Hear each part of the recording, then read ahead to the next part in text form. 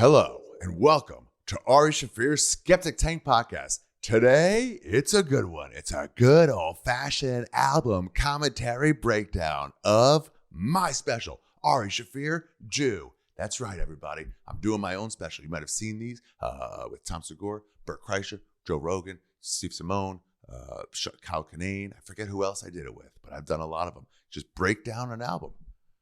Or now, a special. I did with Rogan, actually did a special too. We did that. I'm doing an introduction beforehand because this became a two-part episode because it was so long. Since it's a breakdown of Ari Shaffir Jew, I couldn't have thought of two places better to do it. The first half will be from Berlin, Germany.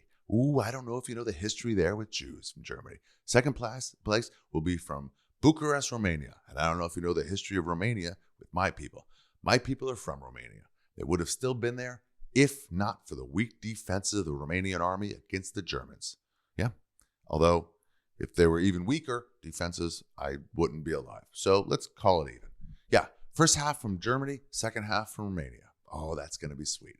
So here's what you should know in analyzing this episode.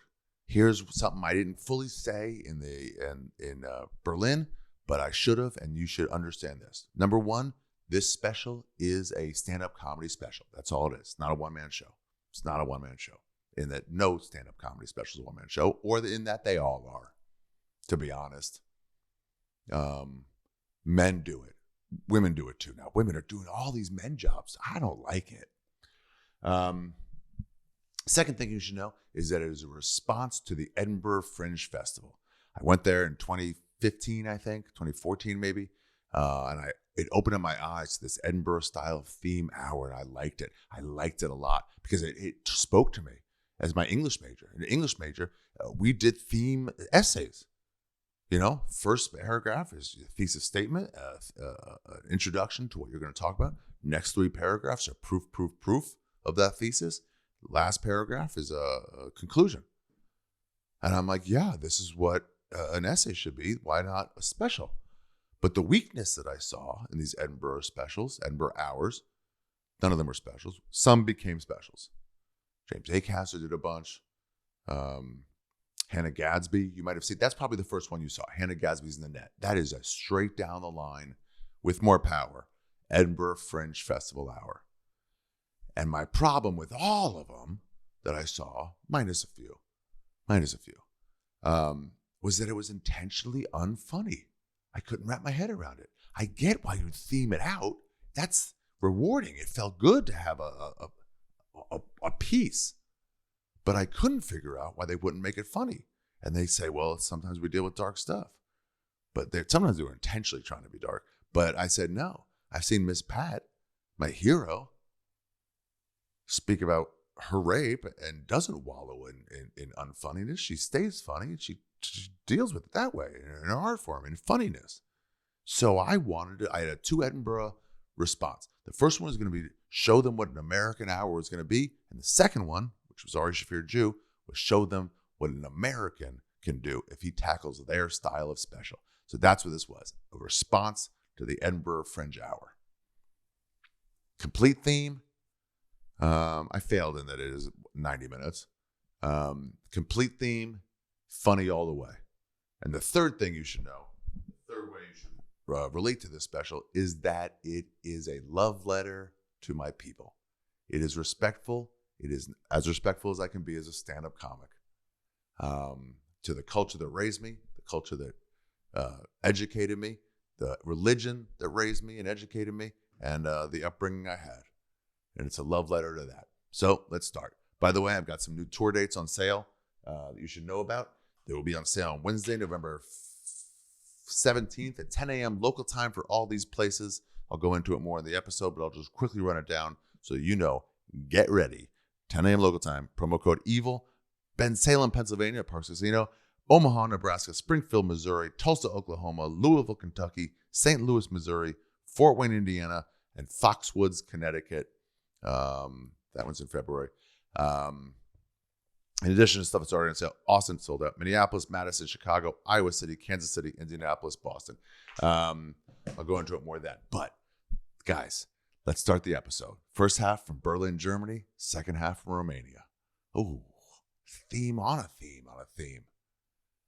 Ari Shaffir, Skeptic Tank, episode, I don't know, whatever. Who cares about the numbers anymore? Third to last. I can remember that. Oh, yeah, I can remember that. Third to last episode of Ari Shaffir's Skeptic Tank. Damn. Whew, that's going to hit me soon.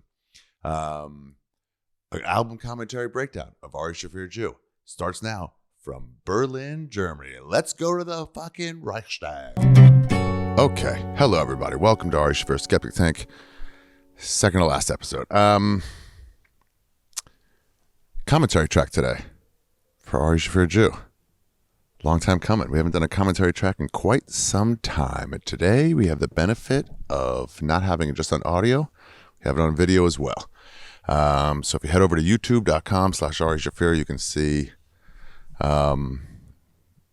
what I'm talking about. In addition to just hear what I'm talking about, but also if you just listen to this, it will be almost as good. Yeah, it'll be almost as good. And actually, if you're listening to it, you'll be able to, you should switch over at the very end. I would say subscribe, but don't bother. Don't bother. But right at the end, I'll play this song that I ended up paying fucking $20,000 for. So let's start the episode. By the way, I'm going to be acting like I'm on a phone call for a lot of this as I see neighbors coming out. I'm in a beautiful public place. I'm in Berlin, Germany. I'll do this the best I can. Hey, Samantha, thank you for tuning in. Thomas, thank you for joining us. I'm acting like there's people in a business meeting. I'm in Zoom.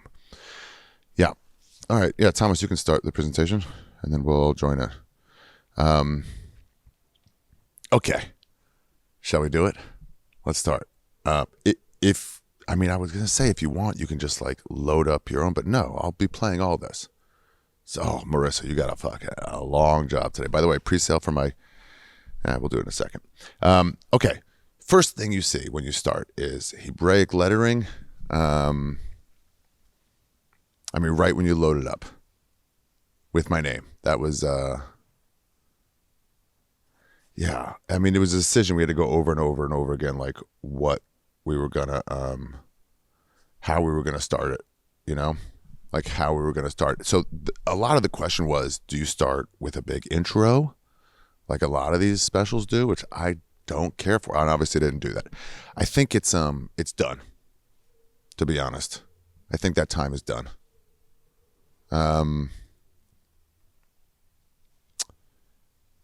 There's just too many specials now. So I think you just jump right to it. I saw Gerard do it pretty well in his Comedy Store special. It was almost like mid-sentence, mid-word even maybe. As years, and then other people have done it, and I would say the same thing. Just get to it. We're in a different time now. Just get to it. This giant. Also, everybody always does these fucking sketches to begin with. What? Am I recording? Yeah. What are you doing a sketch for? You don't even do sketches. Nick Kroll can do a sketch. Chelsea Peretti can do a sketch. Mulaney can do a sketch if he wants. If you're just a stand-up, get into your act. What are you doing? Not your best thing as your first foot forward. It's crazy. Yeah.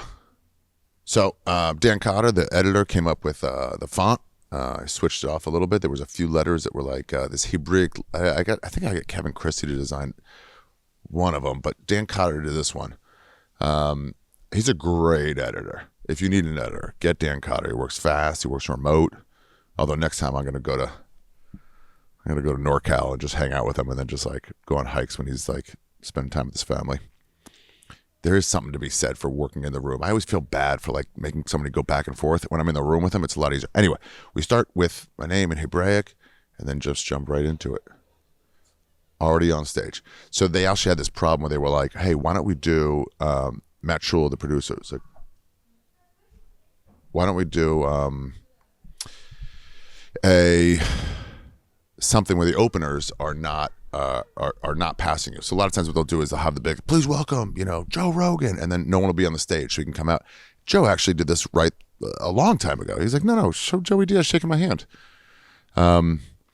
But they want it like clean, they call it. And I was like, hey dude, I already know I'm not gonna be showing all that. So like, no, let's just keep the show as it goes, which is them introducing me. I still let him talk me into it for one of the sets. The openers were Big J Okerson, the first show. The first night. I did 4 shows. And Adrian Appalucci, the second night. I wish it would have been, Jay's great. And he's a good friend of mine. But I wish it would have been Adrian the whole time. Only because, and I'm glad I at least got up for that Sunday show. Because she was my opener for almost this whole tour. So I really felt comfortable following her vibe. I would suggest to all the comics, if you have an opener that you're used to, don't replace them last minute, aka any Netflix live special. Don't replace your fucking opener to have some bigger name. Mix up the fucking vibe that you're used to. That's crazy. That's not why. Anyway, so it just starts. I did a couple bits just to get the crowd set. I learned this a long time ago on the Dave Attell Underground. Oh, this is going to be a long fucking episode. On the Dave Attell Underground show, that you can do a couple minutes. If it's not like a late night show, if it's just recorded, you can do a couple minutes to get set. I would always do this on This Is Not Happening. Do a couple minutes to get set. I'm like, hey man, if you talk to the crowd, say, hey, how you doing? What's up? Oh, look at that shirt. If that'll help you get comfortable, and then go, all right, here's my story. I was in Copenhagen and I was on drugs. You know what I mean? Started that way and cut in right then. We'll lose it. So that's what I did. I did 10 minutes, which is risky when you're doing almost 2 hours on stage in a show and trying to hold people's attention the entire time. So we start with Dan Cotter's fonts. Let's talk about the Bible. And then right there.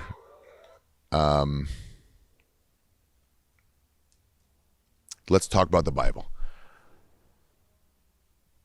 A smattering of applause because I think people knew, like, hey, this is a long time coming. I wonder how I get into backstory for this. So if you, sure, let's assume you have no idea.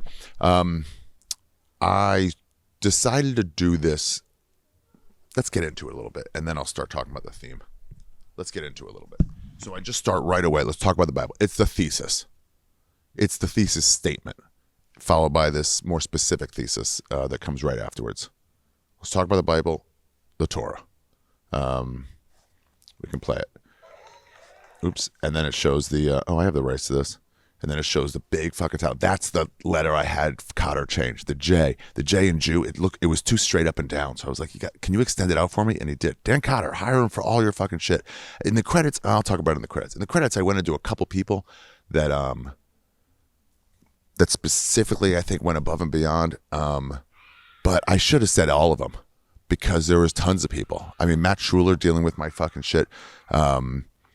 I made specific, like, what Lauren Halpern did and what Eric Abrams did. But yeah, whatever. It's live. But also Dan Cotter was great. Thomas Cassetta did a fucking fantastic job equalizing the sound. Jordan Levy is the DP that I trust. He understands all my fucking craziness. He'll explain to the lighting techs. He's like, he's not going to like it the way you think he's going to like it. I've worked with him enough times and he gets it and we work well together. And then John Duva is like, him and Cassetta are like, if you're, I may as well. I'm not going to record something for a while, but you guys better make yourself fucking, all three of you, Cotter too, fucking available for me. John Duva and Thomas Cassetta are the sound guys in stand-up.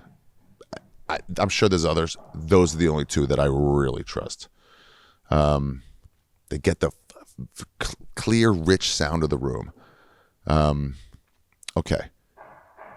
Oh, Jesus. Construction now. Okay. And then we get the long shot. And that's where you see Lauren Halpern's design. I mean, I guess you saw it before. Right after the Ari Shaffir, before the Jew.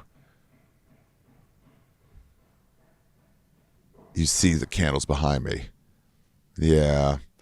But regardless, it's a quick shot of like, hey, what's his candles? Get back to the thing. So what I wanted to do there is I wanted to let you take in the set. I didn't want you to miss too much.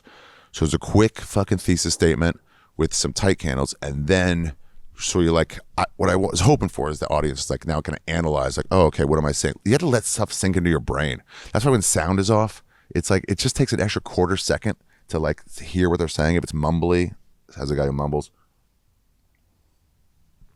If it's echoey, it just takes you an extra millisecond, and that millisecond is all the difference in comedy. Same difference when you're moving from a club to a theater. It's a bit of a change in pacing. And if you don't quite write it right, I always have trouble my first couple times in theaters. And then once I do it a bunch, then I'm like, oh, no, I got it. But it's different than a club for sure. Okay, and then that first shot at 20 seconds in, you're like, you see what Lauren did. I mean, I'm just looking at it. It's fucking lovely.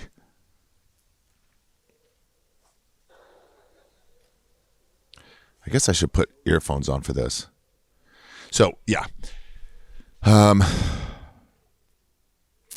What I also wanted to be cognizant of, let's be heady. Bert Christmas said this once to me. It was pretty smart. He goes, in the new day of like endless specials, the idea of a closer being your best bit is done. I think he was right. As painful as it is for me to say that Bert's right about anything, I don't even think Tito's and Soda is a great drink. He was right about that. You're going to save your best bit for last. When most people click off now, it's not the old HBO days where it was the only special on for 4 months and not much else was on. There's only like 3 cable channels. So of course you're going to watch it to the very end. And you want to leave people with this boom. You still want to do that. But with that in mind, you don't wait until too long to get laughs. You want to catch them right away because a lot of people will turn it off in 1 minute. So where did I get my first laugh? Let's talk about the Bible. That's me saying, hello, hello. The original Bible, not your shitty remake. Where is that? Let's talk about the Bible. Yeah, the original Bible, the Torah, not your shitty remake. Yeah. I'm not talking about your all-girls Ghostbusters version of the Bible. Talk about the OG shit. 14 and a half seconds. Did my job there. That I was happy with. There's also a second thing called rolling laughs, which that's what I call it. Rolling laughs, when you really get going. You'll see this in specials. I'm not going to talk about anybody by name, but I've seen some disappointing specials where they didn't get rolling laughs till 30 minutes in. And you really got to get those faster. And every time I got worried, I would compare myself to one guy, and I was like, how terrible it was. And disappointing for someone who was kind of a hero for a while. And it was like, what's going on here? And I'm like, he's not getting rolling laughs. So I would always compare myself to that. I'm like, where am I getting rolling laughs? I'm like, oh, it's within the first minute. Rolling laughs. First laugh, 14 and a half seconds. Be fair, 14 and a half seconds in. But it's over the fucking titles. So I did my job there. I should tell you about how I even decided to do this theme. Let's get into it a little bit.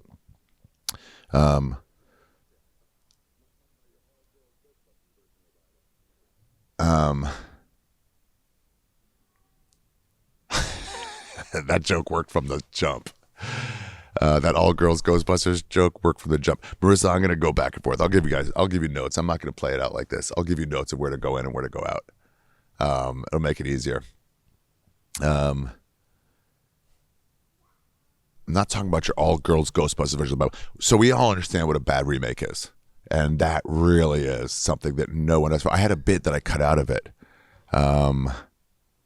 A tag. You got to shorten it. I mean, it was so long. To hold attention for 90 minutes, I was doing 2 hours, 10 minutes on stage for most of the tour. And so, hey, kitty, don't you go in. Don't you go into that apartment. Don't. Hey, buddy. But I justified it. I held their attention the whole time.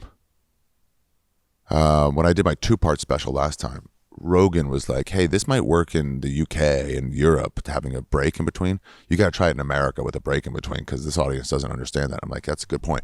So I figured the same thing. I have to get the crowd and really work it. Sustained energy, sustained attention that whole time. So you can't just whip that out on a special. And I did 2 hours. Adrian was telling you, we didn't even have open. It was just Adrian and me. It wasn't a 3-person show. Don't you touch that fucking phone, kitty. Don't you touch that fucking phone. Oh, yeah.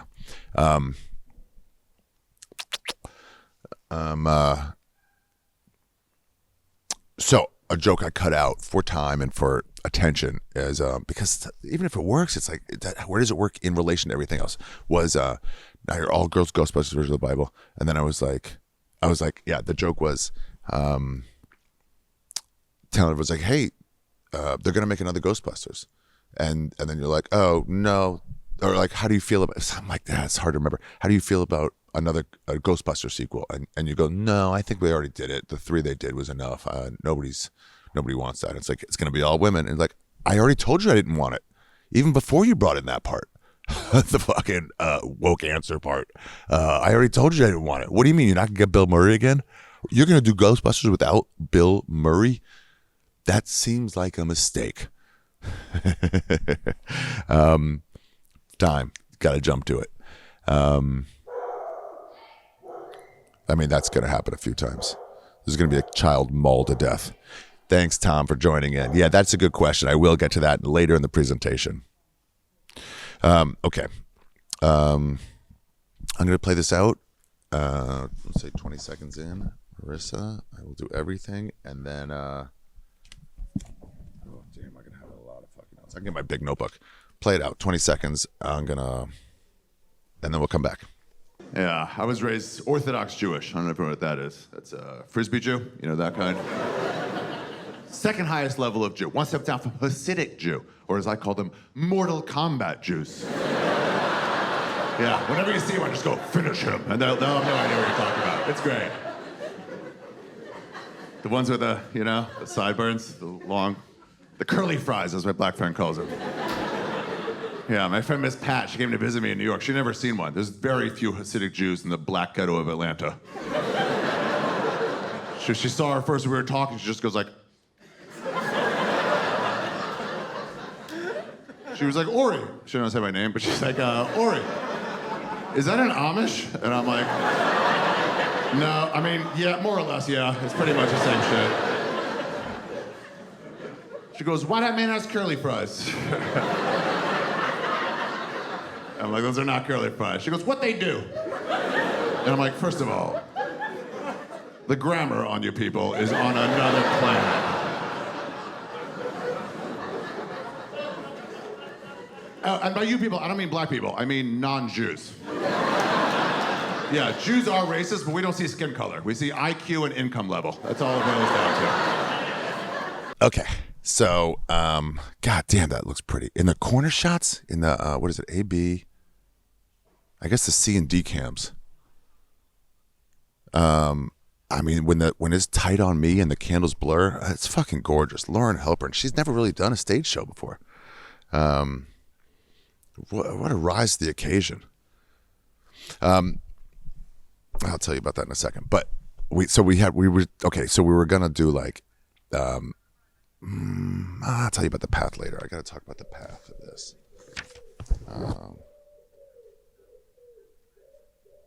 Trip here, fire marshal.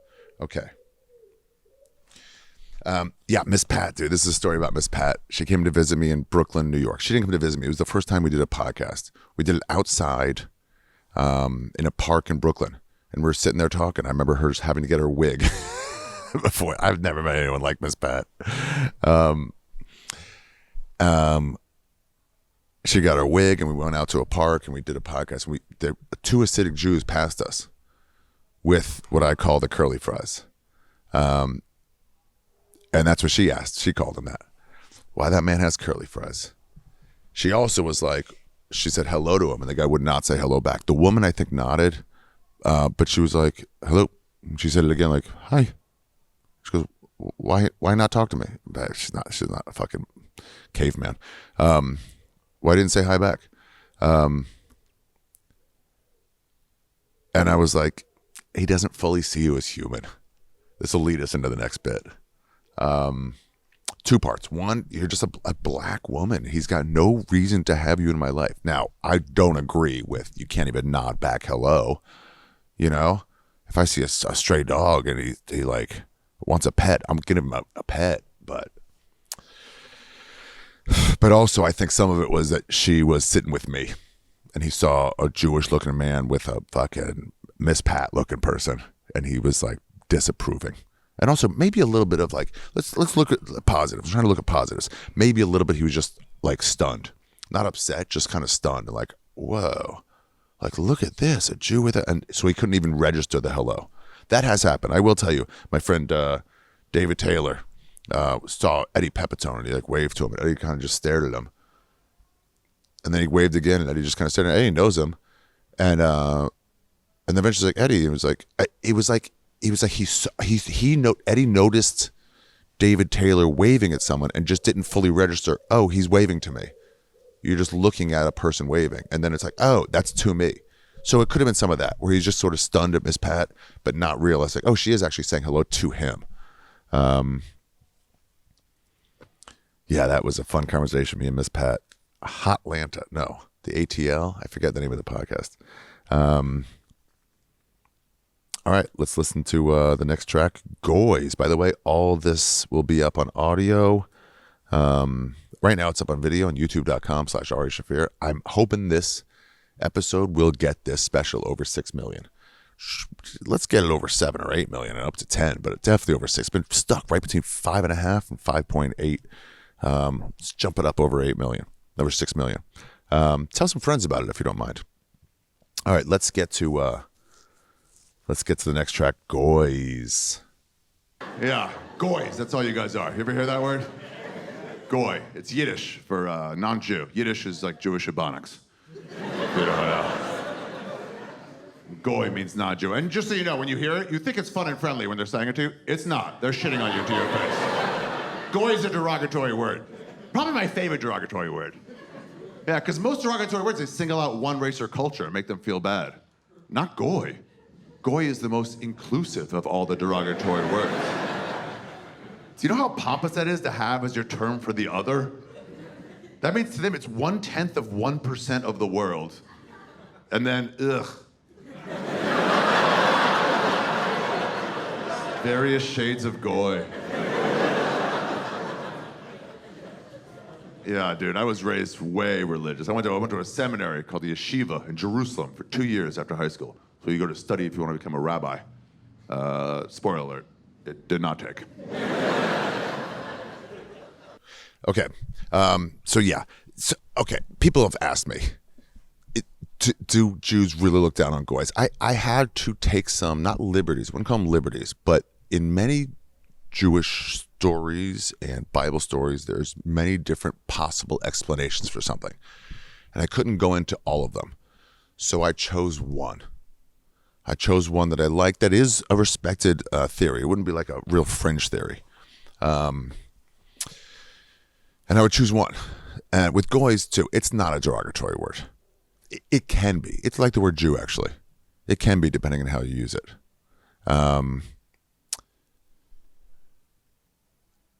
God, this stage is gorgeous. Lauren, what a fucking great job. But generally, it's like, oh, the goys are he's a goy. It's not usually meant that mean, but I don't want you dating a goy. Yeah, for sure. It can be used mean. I'm going to tell you something, but I'll hold on to it.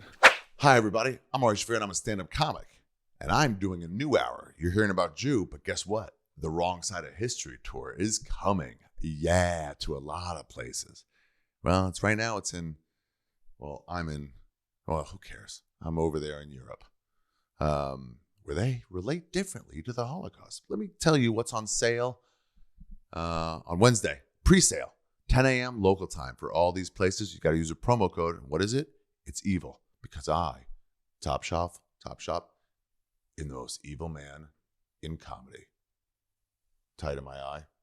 Okay. Ow, that hurt. Bensalem, Pennsylvania. That is just consider that Philadelphia. At the Parks Casino, October 21st.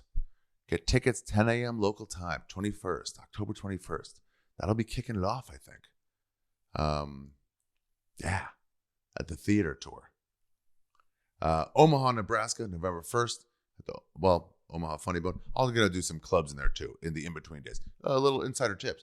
You do theaters Thursday, Friday, Saturday, Sunday, and you do clubs if you're doing a bus tour, or maybe an RV tour. I can't decide. In between to make up some dates and to do some stuff, unless you're Tom Segura or Burt Kreischer, and then you just do theaters and Nate Bargatze the whole time. I'm not that big. My bus is a converted school bus that I bought back from Guatemala.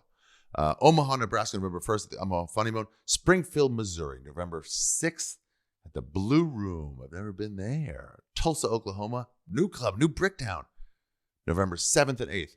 I have been saying I'm coming to Oklahoma City. I'm not. I'm saving that one for my Texas run. It's going to be at the very beginning of my Texas run. If you're in Oklahoma City, stay where you are. I will be coming in like January or February. Stay where you are. I'll hit there. But Tulsa, I'm coming November 7th and 8th. Louisville, Kentucky, back to the theaters. The Bombard. I don't know how to say that. It can't be Bombard. They can't put a comedian at the Bombard. November 10th. St. Louis, Missouri, November 12th at the Pageant Theater. Fort Wayne, Indiana, November 13th to 14th at Summit City. And Foxwoods, Connecticut at the Foxwoods Casino, where I will lose my entire paycheck on one spin of roulette, followed by 19 straight hours of blackjack. February 3rd. Tickets on sale Wednesday. General sale goes on Friday. Get tickets quick because shit sells out. Also, I am saving for every show except the clubs, $20 tickets. At least $50 tickets at $20 each. Probably the only guy in comedy doing that. The Cure is also doing that. I am the Cure for the overpriced comedy tickets. Yeah, my alcoholic friend will not charge. He used to tell me to charge more clubs. He said it was embarrassing him. Now he doesn't have that problem. He can just do whatever he wants. But I think there should be limits. And I know there's poor fans, and I'm letting you guys, not in front. You're sitting in the back. So if you want to get those $20 tickets, get right in for the fucking pre-sale. If you got money, don't sit up there. Sit down low. Pay more, considerably more. 3 times as much, not 10 times as much. Jesus, some of these ticket prices. Have you seen them? You must have seen them. They're fucking wild for comedy. I'm not that guy. It's a stand-up comedy show. We're going to have a great time, but I'm not going to break your back. And then what we already have on sale, Austin, Texas. You can get tickets at Never because it's fucking sold out in June. Minneapolis, November 2nd at the Pantages. Madison, Wisconsin, November 3rd at the Barrymore. Oh, I love Madison. Chicago, November 4th. Those tickets are going fast. They're almost gone. Hurry the fuck up. November 4th at the Vic. Iowa City, November 5th at the Englert Theater. Kansas City, November 9th at the Uptown Theater. Indianapolis, November 11th at the Close Memorial Hall. Close will be rolling over in his grave when he hears the shit I have to say. And Boston, February 2nd. Already added a second show. First show is pretty much gone. Second show is going. So hurry up and get tickets to Boston. And that's it. Those are my dates. That's the Wrong Side of History tour. Now, about 4 minutes. Let's get back to the episode. But stop right now. Pause. Go get a ticket to my fucking new hour. It's fucking hilarious. I'm loving it. I'm killing. I'm walking at least 2 people a show. I can see who they are. They get angry. Sometimes they don't walk, but it's some guy who brought a girlfriend. Don't bring your girlfriend if she doesn't like this kind of comedy. She just sits there. It's so fucking annoying. Get her the fuck out of here. Go take her home. Get her too drunk and let her pass out. Get her 3 drinks and let her fucking pass out. Then drag her back home. Don't do anything to her. Just drag her out of here. Because I can see the fucking yes. But everyone else does like it. So what? You fucking wrong. That's what they say. They say, it's not so much what he's saying. It's that everyone else is laughing at it. So come hear what all the fuss is about. The Wrong Side of History tour. Come to your town now. Now let's get back to talking about Ari Shaffir Jew. So right at the end of Goins, right about 2:50, I start to introduce some Hebrew words. I wanted to make sure to use a bunch of Hebrew words because what I wanted to do was continually convey that I'm an expert. So I know you don't know what these words are, Yiddish words, Hebrew words, Old Testament references and Aramaic, and Old Hebrew. Bible Hebrew is not like regular Hebrew. Yeah, and we had to learn them all. We had to speak Aramaic. That was a joke I had for a while. I was fluent for a time in a language that does not exist. Doesn't really help my life now. Although it does help my life is the constant being able to break down with logic, lots of stuff. So when I said I spent 2 years in a seminary, and then I say call the yeshiva, it's a waste of time, but it's not a waste of time because I'm trying to convey I'm an expert. And so you'll see a bunch of those words on and on and on. I'll also tell you my preparation for this, but we'll get into that midway through. We'll get into that midway through. Yep. Okay, let's go. 39 Flavors of Jesus. Here we go. Anybody here raised religious of any kind? Yeah? What were you guys? Jewish, obviously. What? Jehovah's Witness. Hell yeah, dude. The fucking Harry Potter of Christianity. I love it. Who else? What do you got? Baptist. What? Wesleyan? That's a new one, dude. I've honestly never heard of that one. Is that some kind of Christ? Okay. You fucking Christians are hilarious with your separations. Every other religion is just one thing. Just Muslim, Jewish, Buddhist, and there's fucking 31 flavors of Jesus. Lutheran and Baptist and Southern Baptist, which is just like Baptist, but with slavery, I think.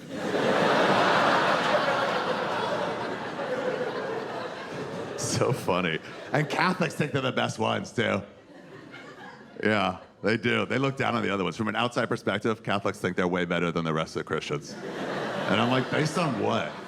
Besides most child rapes per year, like what else is quantifiable? It's weird though. Ask a devout Catholic, like an older devout Catholic, ask if they're Protestant, they'll get mad at you. They're like, we're nothing like Protestants. You're like, nothing? What's the difference? And they'll hit you with something crazy. They're like, well, we believe Jesus carried the cross way up top. Yeah, and they think he kind of dragged it a little bit. So, it's basically a different religion. Crazy Christians with stupid separations. You guys still religious now? No. Okay, that's good. If you are religious, that's totally fine. It is totally fine. There is a solid chance you're going to hate the next 68 minutes of your life. Okay.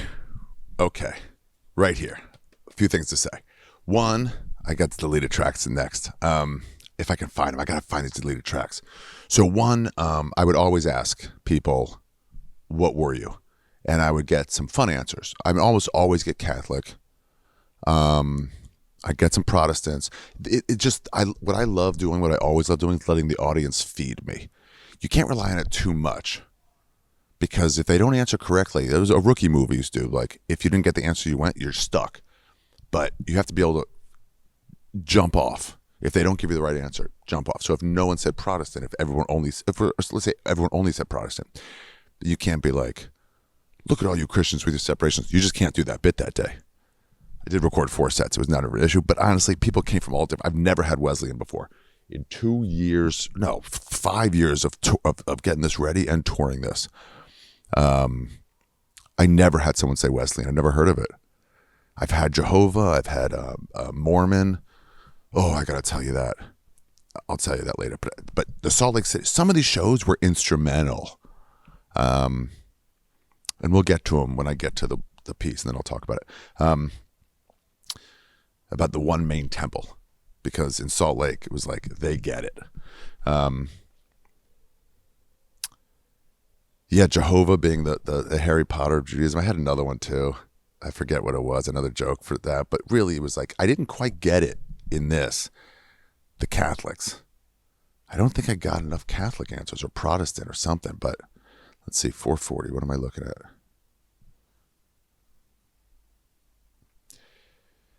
There's a shot at 439, backward shot. Now, this, for a while, Comedy Central used to do this stuff where they'd show the audience, especially on a racial joke. You'd show someone from the audience from that race. Me and my team, Eric Abrams and Jordan Levy, ended that with this not happening.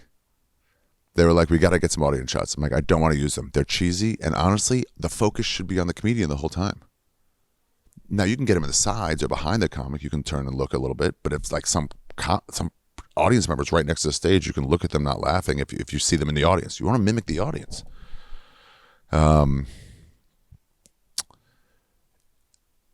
So we didn't do audience. And they're like, what happens if we have a hard cut to make? Like you have to cut out a little piece that didn't work or something like that. It's like sometimes you need that audience shot to come completely away from the comic. Because so if you don't know, what if I'm talking like this and then what is that, a grill? Oh, and then I want to keep going. Now let's say I want to take that part out about the grill, right? So you take it out, but in the meantime, my hands changed. So it would be like this if I took it out. I'd be like, so let's say you want to talk about, what's a good, and it just jumps. So you need something. So if you cut fully away to the audience, you won't show it. Most comics get this, but maybe the layman would not. Yeah, you're a lame man. But I was like, I'd rather just look sloppy. I'd rather it look sloppy. And we had to figure out answers. On this not happening, we would do mirror shots. We would do hard side angles, super close-ups. It would take the mic out of your hand or something like that if your hand's up here. If you're on a different side of the stage, all these things. You can't just cut that easily. The backward shot is what we used here. And you'll see that a lot more in stand-up now. So the backward shot, I think in this one I was like, we got to use it real a couple times before we completely replace it. Sometimes in the backward shot, you're not even saying the thing that's on screen. It's just your way of, one, showing the audience. I didn't used to like it, but I did see it in a Bill Burr special once, the one he did in England. And I was like, Mike Binder directed it. And I was like, that was done well because it was such a grand audience. But generally I see it and it kind of takes me out of it. Here too a little bit with these lights. I talked to Eric about it, the director. Wonderful director, really gets comedy. And the way Jordan and the lighting guy lit up the balcony there, I wanted to show that it was a theater. So for a couple shots and with that blue lighting, I was like, this does kind of look cool. And so let's set it up and use it for real, and then we can fake it later. Yeah, okay. Let's get into 49 flavors of 39 flavors of 31 flavors of Jesus. So, those of you raised religious of any kind, do you ever think about what they taught you when you were little, now that you're a grown-up? Guys, it's all darker than you remember it. It really is. I mean, let's start at the beginning. It's the only way to do this. Adam and Eve. You guys know that story? Okay. If you don't know that story, this is all going to go over your head tonight. Here's what happened. In 6 days, God created the world. On the 7th day, he rested. You guys remember this one. And then later, God went to Adam and was like, Adam, how do you like it here? How do you like the Garden of Eden? And Adam was like, oh, dude, I love it. It's awesome. Plenty of sunshine, tons of animals to fuck. This place is sweet.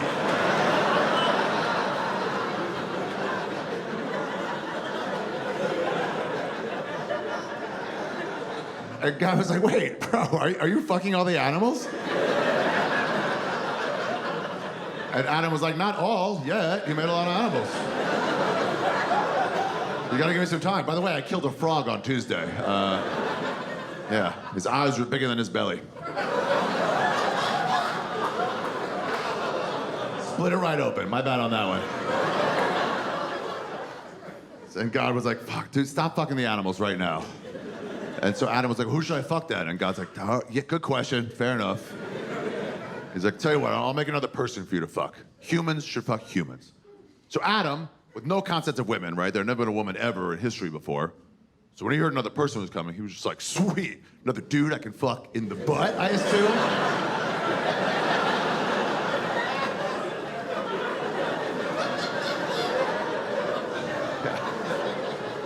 And God was like, no, you assume wrong. It'll be like a dude, but it'll have like a front butt. And you can fuck the front butt. Yeah, Adam loved that idea. He was like, sweet, I can fuck the front butt and the back butt. God's like, no fucking back butt. I will never change my mind on that.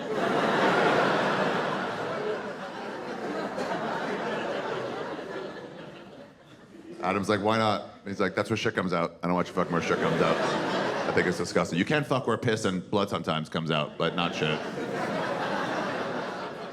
Oh, I made Adam so angry. He's like, why would you make shit come out of such a good fuckhole?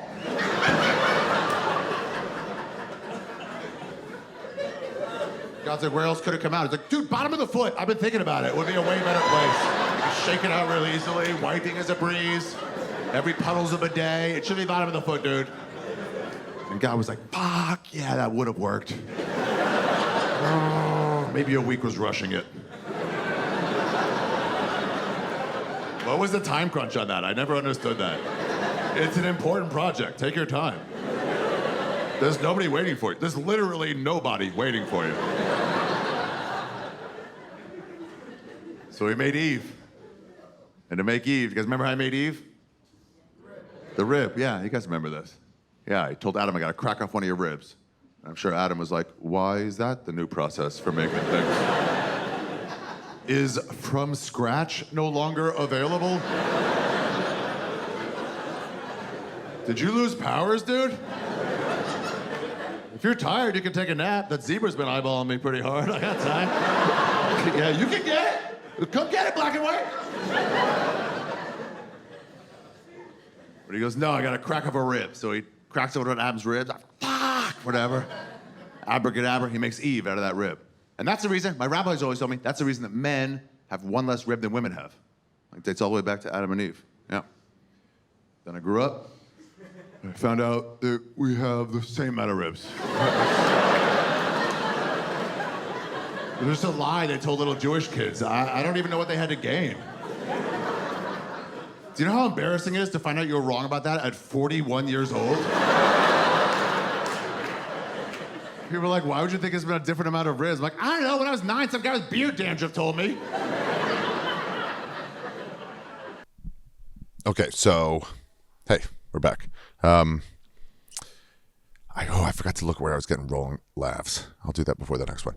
This was Adam and Eve. This was not 39 flavors of Jesus, 31 flavors of Jesus. I wrote to them. Hopefully they can get it right. If they don't, then you guys know the story behind that. So, the log line for this podcast is, what is it? Something about, it really sums up how I feel about a lot of comedy. And what it should be. I just like dirty fucking lowbrow shit, man. And I want to do like long form interviews, shit like that. But what is it? Ari Shaffir's here, I'll find it actually. It's something like a way to find out about life and also fart jokes. So that's what I'm doing here. I'm making fart jokes. So, and that's when, I think that's when the Jews who listened to it started to realize it wasn't completely for them. So when this came out, my sisters, both of them, live in, Orthodox Jewish communities. And I got the word. I got the word in the streets. And the word in the streets was full of worry. Right at the time this was coming out, Kanye West was that whole thing with anti-Semitism, the accusations. And then Kyrie Irving got involved. Dave Chappelle did a joke about it. Kanye West fucked up so hard, Kyrie Irving got canceled. Got suspended. I can't believe the Mavs didn't make the playoffs after that trade. That's nuts. By the way, for the record, Kanye West, to me, seemed like just someone going through withdrawal from mental medication and should not have been accused of anything. Should have just been helped. It's like if you have Tourette's and you just curse a lot, it's one thing, but if you drop the N-word during your Tourette's, people are like, get him out of here. And everyone who had him on his podcast, it's like, fuck off. You know what I mean? You're just trying to get ratings on a clearly sick person. It's like, and then they always go, no, I want to help him. It's like, then why are you recording it? You should just talk to him. Why are you recording it? And once you've recorded it and you see you're talking to a schizophrenic or someone in a manic state, that's what it is, probably. I don't really know, but if it was that, why are you airing it? You're that addicted to fucking ad revenue from MeUndies? Be a human.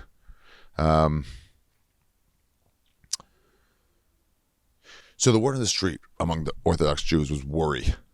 They were like, shit, the last thing we need is someone, an insider who's not with us anymore, like a Leah Remini, really revealing all our secrets and really shitting on us. Then what I also heard is they all thought, once they saw it, that it was very respectful and they understood that this was a love letter. Whenever an Orthodox Jew or a Hasidic Jew, I call them frontier Jews. If you're at a comedy club, you're a frontier Jew. Yeah, you're going for it. There's no reason you can't, but it's not really what you should be doing. It's not, you shouldn't be doing it, but this isn't going to add to your Hasidic life, but you can enjoy it. There's no nudity there. Just like I say later, you can go see movies, just no nudity. But like some of the really religious Jews wouldn't even do that. They're like, this doesn't help you get you closer to God, but there's entertainment. You got to have entertainment. It's like you don't have to eat bland, just caloric-rich food. You can have taste-rich food. So they started to understand right away. It's a love letter, and they got so when Orthodox Jews, there's a joke I do. I don't know if I did it in here, if it was cut out, about wigs, the women who wear wigs. And whenever a Hasidic Jew couple would be in there, and I remember once at the old stand, all the way to my right, there was a woman who was a Hasidic Jew who was wearing a wig. You wear a wig out in public, you can't cover your neighbor's wife. I think we get to this later. We do get to it. Well, I'll double up. I'm sick of getting to stuff later. I keep an eye on her. I like do the bit straight ahead, but I really be interested in how she's reacting. Same thing as you do a racial joke and you see a black person there, or or a black joke, you do a black person there, or Asian joke. You want to keep an eye on them because I don't want to offend them. And what I found the 4 or 5 times I did that joke and could see one is that they were loving it. Is that I wasn't going, you fucking dumb cunt. That wasn't the vibe. The vibe was, hey, there's something ridiculous about our culture. And then they got, and I'm inferring that they got, finally, someone is talking about my life experience in the mainstream on a comedy stage in New York. The niche mainstream. And they loved it. They loved it every time. But they also said, they're like, we loved it. It was so respectful. They also go, a few too many curse words. So like, they're not going to be offended by that, but it's not for them. Those frontier Jews, yes, but the other Jews, not so much. Even my family members are like, a lot of cussing, a lot of dark ones. So with Adam and Eve, I'm already starting with like, he's a chicken fucker. That was hard. It was hard. It was hard going that dark and that dirty. It seemed fine. I justified it eventually, but you go on after the Cellar after some like fun, friendly comic, and you talk about how God's first human creation was fucking chickens and zebras and monkeys. It took some work to get it where they could accept me after Mark Normand or after, certain people. I had to work it hard. In terms of different explanations, that man laying with animals in the Garden of Eden was one of the explanations. If you're a really religious Jew, you might say, no, but you're wrong. You know that my explanation is also possible. It is respected, and you're not smarter than Rashi. You're not smarter than the Baba Kama. Wait, no, shit. That's one of the books of the Talmud. Well, I'm not smarter than any of them. And it is an acceptable possibility.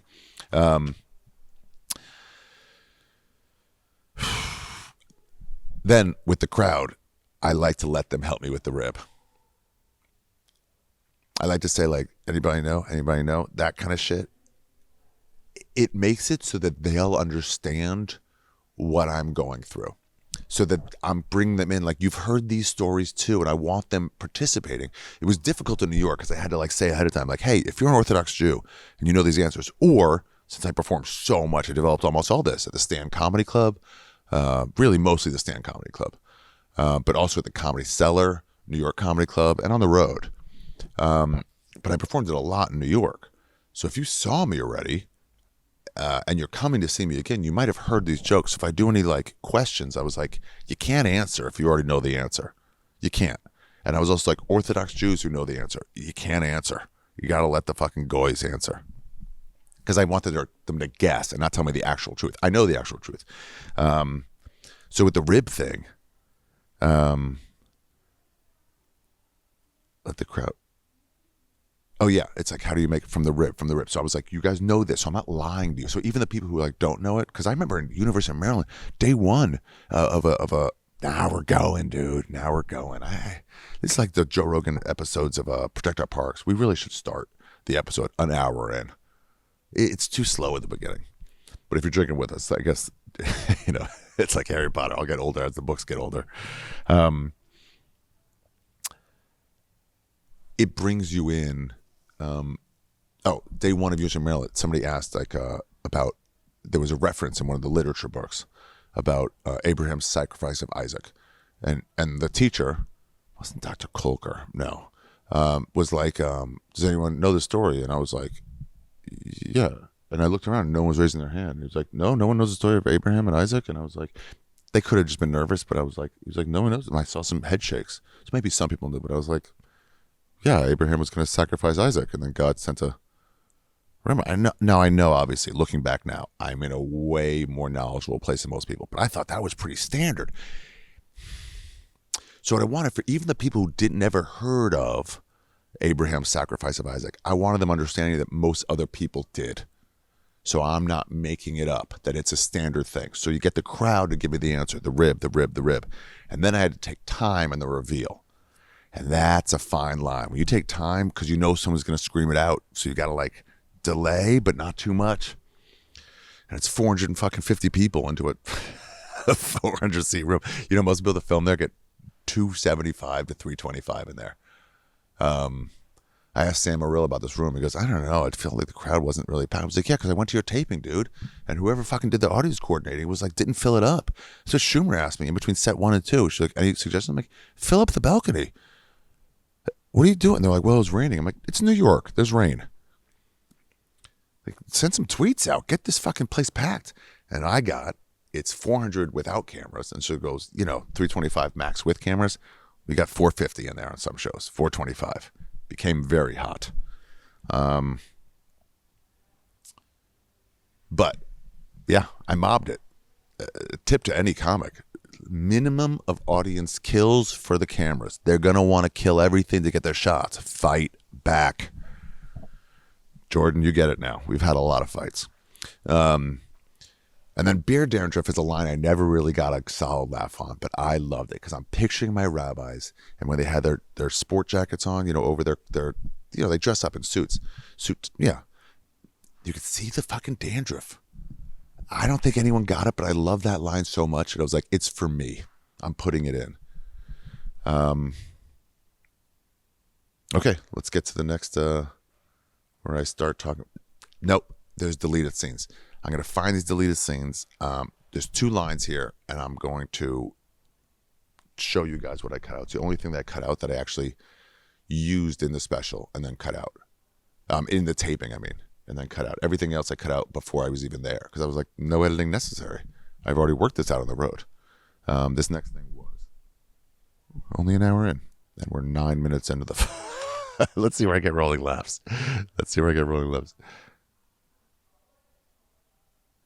229, I've already got them. 112, I already got them. I thought I said it like 38 seconds in.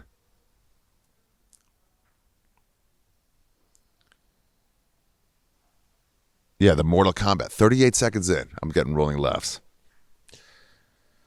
You got to justify it. Okay, 9 to 5. Let's play it. Let's play the deleted scenes. Marisa, I'll find these and send them to you.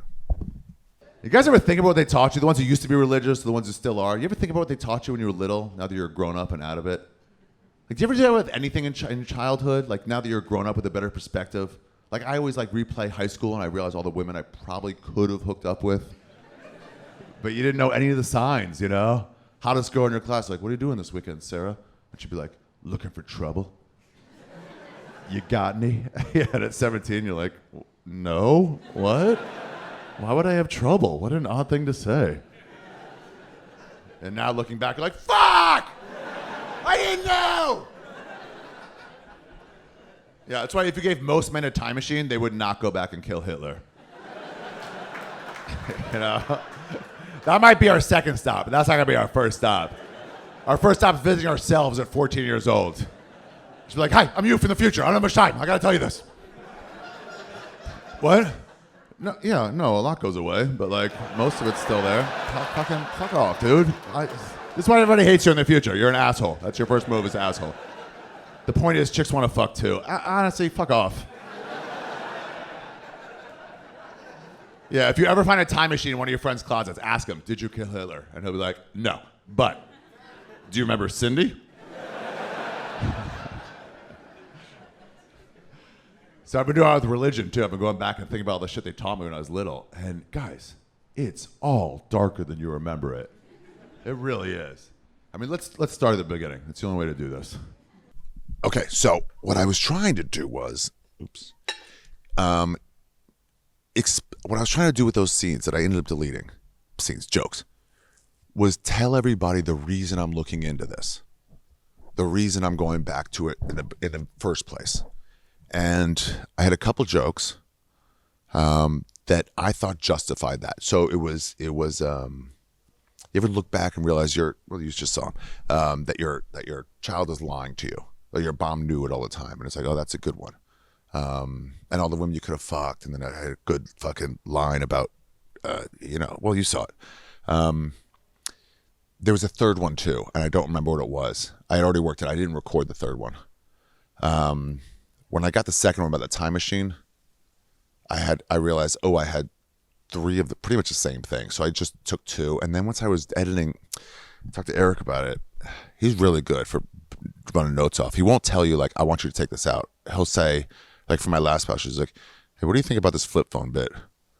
And I was like, what do you mean? He didn't say, I think we should take it out. He goes, what do you think of it? And then it was like, had no place for adulthood or childhood. And I asked him, I was like, what do you think? He goes, I don't think we need him. And that's what I was feeling. I don't think we needed to justify why I was talking about this. It's obvious. I'm a former Orthodox Jew, and this is a part of my life, and I wanted to talk about it. So I did. Yeah, but the reason for that was to let the crowd know. And here's why I'm going back into it, to look at these things, because I'm now seeing it with a fresh eye. That is, though, why I did this thing. This whole thing started with I believe it was an end of a Fahim Anwar podcast. I have a memory of doing it on Benji Aflalo's deck. We had swapped apartments. We were Irish roommates. Let's take care of his dog. Fed it cum to train it. And I remember doing a story of Passover and doing it in like real terms, which is how I did the real terms for Adam and Eve. Just like the reality of it. I really like that. I really like taking these biblical sense things and pulling them back to reality. To like, what would that be in real life? I do that with cancel culture now too. Like John Gruden, like he made statements about, he used a homophobic slur. And it's like, yeah, let's look at the reality. The reality is he wrote to his friend and called his boss the F word. To his friend. And the boss is not gay. When you look at it like that, you're like, oh, that's not quite the same. You're like, let's look at the reality of it. Let's put it out of this context of these things, these grandioses. So the Bible, it's like, sure. But these are just people. They're also just people, So, so I wanted to justify that. I wanted to show like the reality of it. Wait, how did I go into? How did I say that? Oh well, we lost it. I know. So I was doing this podcast exit, and it was a Passover story, and I was just talking about the 10 plagues, and then how God, and that didn't make it in here. That God, that one I got to save, right, for Passover. I got to save that for Passover.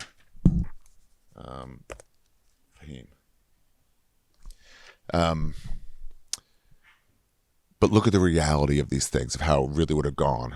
And that's a really good way to analyze biblical stories. Take out the drama, and if you take out the supernatural, look at Harry Potter. You can have a crush on somebody. He's still a dude, right?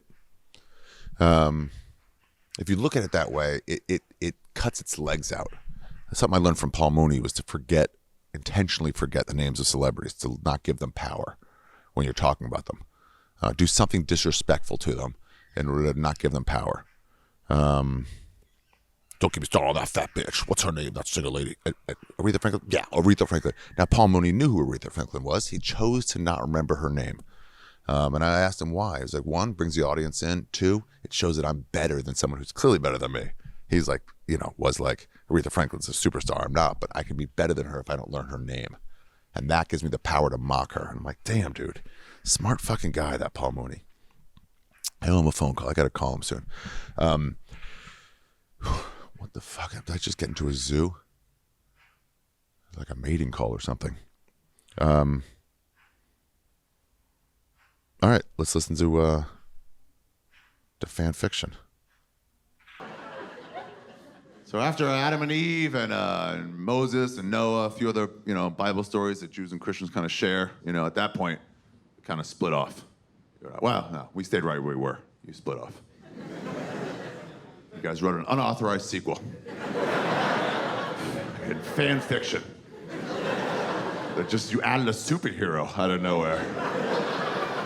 With all these miracles. You got us beat on miracles. I'll give you that. You got us beat on miracles. We crush you motherfuckers on holidays. That fan fiction stuff that came after the break in the special. I was set to record it February 7th of 2020.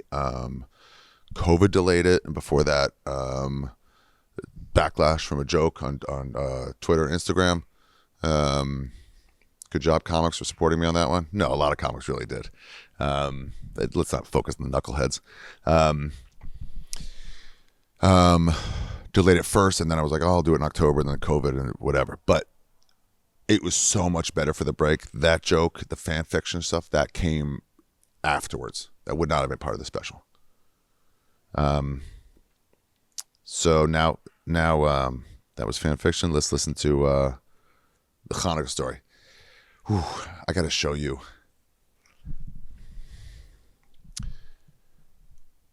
I got to show you an insert. Before we play Hanukkah's Nothing, I got to show you an insert of what I had on my wall for a couple years.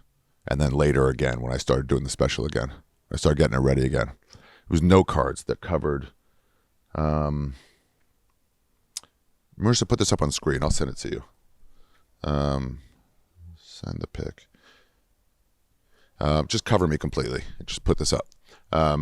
Make it the whole screen. It was note cards with different stories that I was working on. And I had to figure out which stories covered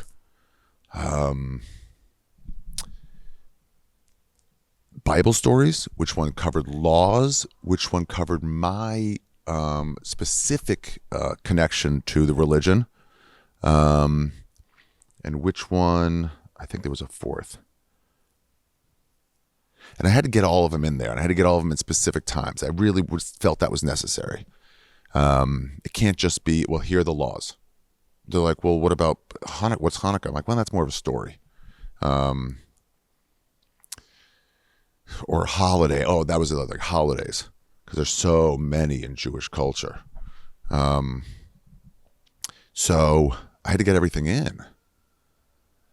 And so I had these index cards hung up, and I was rearranging stuff and putting where, and I put stickers on top of the index cards, put it back up now, which showed which ones did what. So Hanukkah did a few. It's a Bible story. It's a holiday, excuse me. It's also like my presents I got, so it's me specific. Some of them did 3 things. Some of them only covered 1. And I really had to get a mixture, and I didn't want to do all up front, all in the middle. I wanted to space it out. So even when I'm covering holiday, I saved Yom Kippur for later. I'm still like covering other parts. It's not just the holiday. If you'll notice, I'm covering details of my upbringing, my jealousy of non-Jews in parts and other things. And then also, just lots of stuff. But I go in and out. I shit on Catholics for a while. Oh, I love shitting on Catholics. I love turning it on them. And just be like, for our history is always we were the fucking, shit on so much. I'm like, nah, I'm shitting on you guys.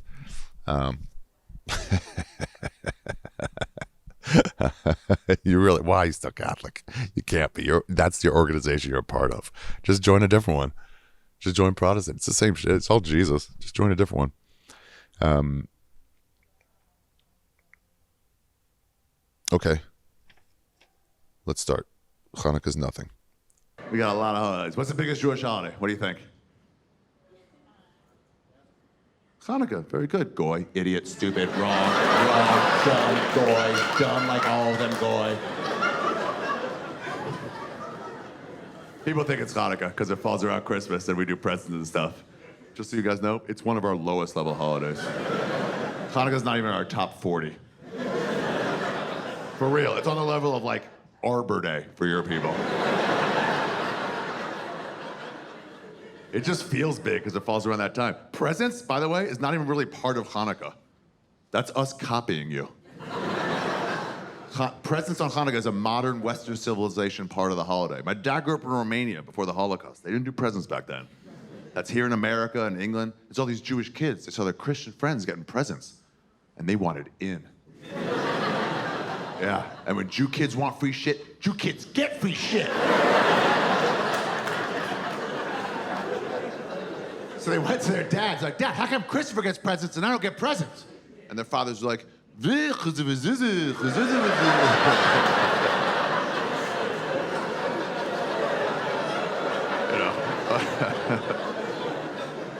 more or less that.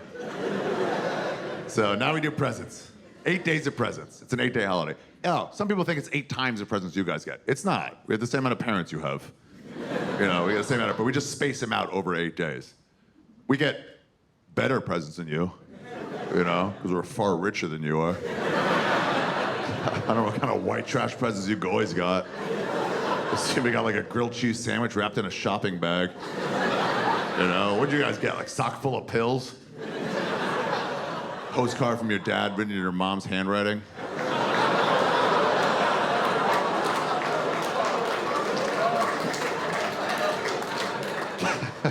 But yeah, same amount of presents though.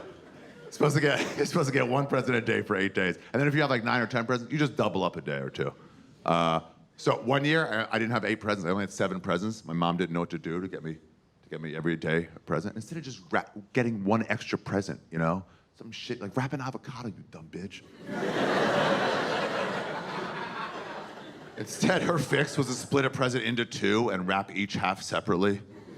Like I wouldn't know. Like I opened up day 1's present, I was like, oh, it's skateboard wheels only.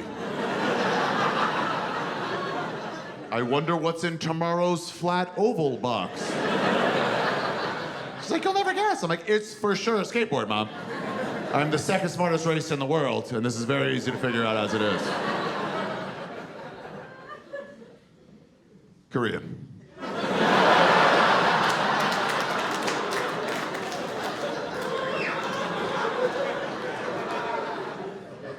Okay, that was Hanukkah's Nothing. Available soon on audio from Louis C.K.'s record company. Unless I fuck it up or somehow.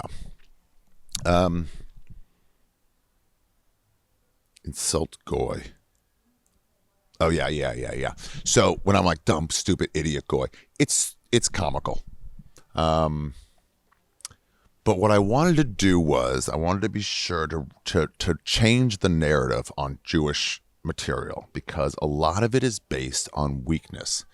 And we put ourselves in a, can you believe this? Can you believe that?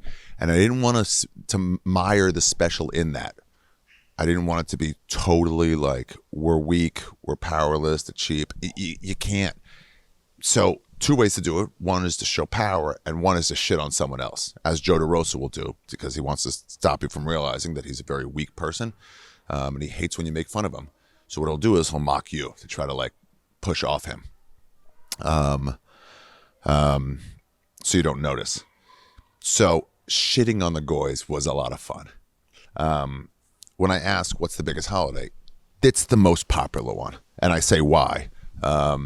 It's the most popular holiday. So of course you're going to have heard of anything. You're going to say that. So I'm leading you into a fucking trap. That it's also one of those things where if I'd got an Orthodox Jew answering that, he'd be like, it's Yom Kippur. So you have to be like, hey, Jews, don't fucking say anything. Where do I do all the trip here? Oh yeah. Oh yeah. Weakness. I'll point out my own weaknesses. There's a couple in this. And I noticed it first here. You ever talk a certain way and you start using a lingo of somebody cool or whatever, and you're just kind of overusing it? I saw Angie Harmon interview on late night someone. She was using dude a lot, and clearly it was just new to her vernacular. You know, I say hella plenty. I've said it more. When Lewis started saying doggy, you know, it was like a lot. And then you work it out to the right amount. I say by the way too much. So if I have to point out a weakness in here, I don't know why I'm saying it. So it's almost like it's an aside, but I should have sold it better rather than say by the way. It's almost like I'm leaning on it doesn't take you out of it too much, but it's a weakness. Admit it. 8 days of presence. 8 days of presence. Better presence. Yeah. Yeah, the better presence than you, that were richer than you, is like, I don't want to say cheap, I want to say rich. There was a line I had cut out of this too, where in Yom Kippur, I'll do it later. Did I do all of these? I did not, did I? Ugh, idiot. In Yom Kippur, you'll see it later. I'll just start saying these so I don't forget them. I say we went behind my house for Tashlich and threw bread. Oh, I know. Bread in the creek. I would say like, oh yeah, we have a creek in our house, behind our house, something like that. When we were little, we didn't. But when I say it is to be like, and I go, yeah, we do well. We're rich. We're not going to apologize because we're fucking tell our kids to focus on good business sense, you know. One of my top 5 or top 10 for sure jokes from this was the postcard from your dad written in your mom's handwriting. I'm very proud of myself for that one. It's a bit brutal, and it doesn't really hurt anyone specifically there. But the way I'm just saying, this is what Goins do, that if fathers all walk out on them, I'm still laughing about it. It's a brutal. It's Rolf Potts' wife's favorite joke. It might be mine, except for the best written joke I've ever written. It's a one-word joke. I sold it well, the way Woody Allen would always talk about in stand-up. You want to have the end of the story just flow naturally from the beginning, the way Joey Diaz did the Zoraida story of a funeral, and where it got serious. It wasn't like I'm trying to get serious. That's another thing I got to say. It was inevitable. The lady he was fucking around with and talking about died in the story. So like he was sad. It's time to get sad. He was feeling it too. He didn't run that part of the story. He wanted to feel it, and he did. I couldn't, when I got on after him on that This Is Not Happening story, I started to talk, and I almost started crying. I had to stop. And then he pulled it out, got some laughs. But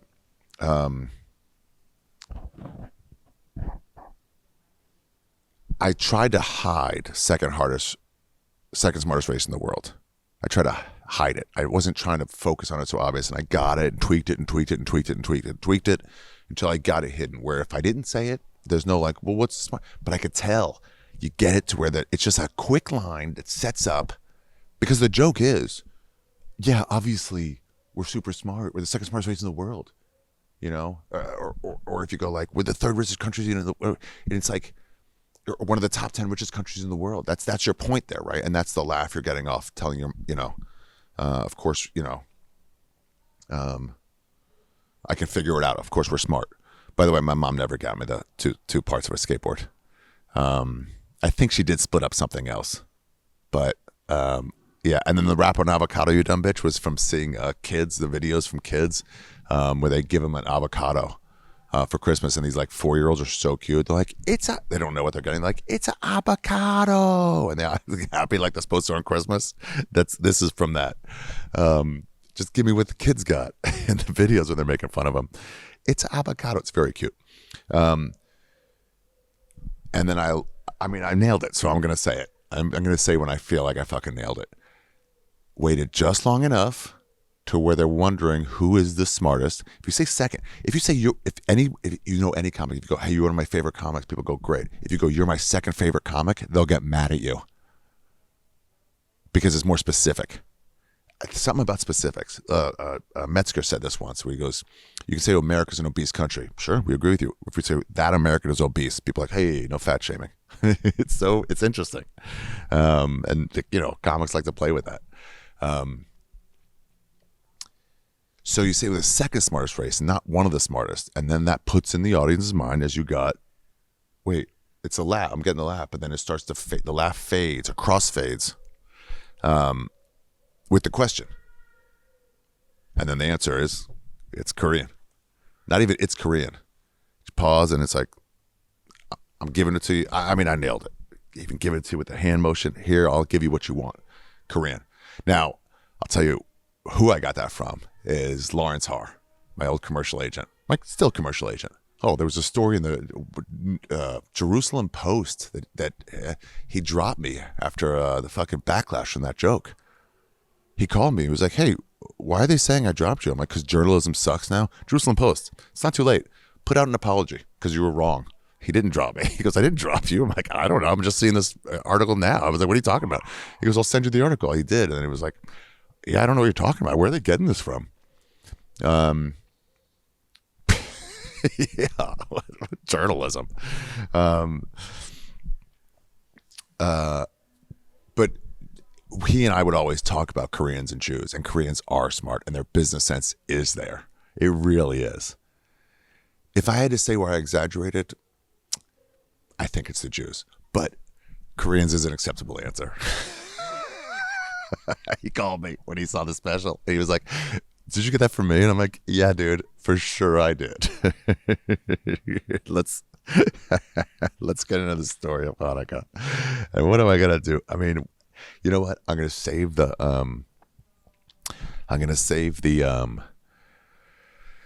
why I did this for when I talk about leaving my religion, because that's the key. That is the key. Let's talk about the story of Hanukkah. So this is the Hanukkah's nothing. This is the idea of Hanukkah as a holiday, and then the story of Hanukkah. It's the longest holiday I got into, and then the story of Hanukkah is my version of it. No. Is the presence is the what did I call it? Custom. And then the story is the Bible version. It's from way back, way before me. Okay, here we go. The story. Here's the story of Hanukkah. I'll tell it to you. So you can talk about this in December with your bosses probably at work.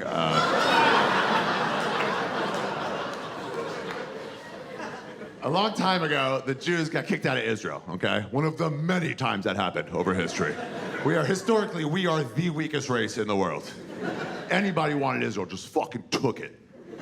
For real, Greeks, Romans, people from Alabama. Like, it doesn't matter, dude. Anybody's like, get out of here. Like, I'm going. Stop, don't hit me. So fucking defeatable. I hate it. Ugh. Here's why I don't really do impressions. Here's my only impression I do. It's the sound of the soul of a Jew. Ready?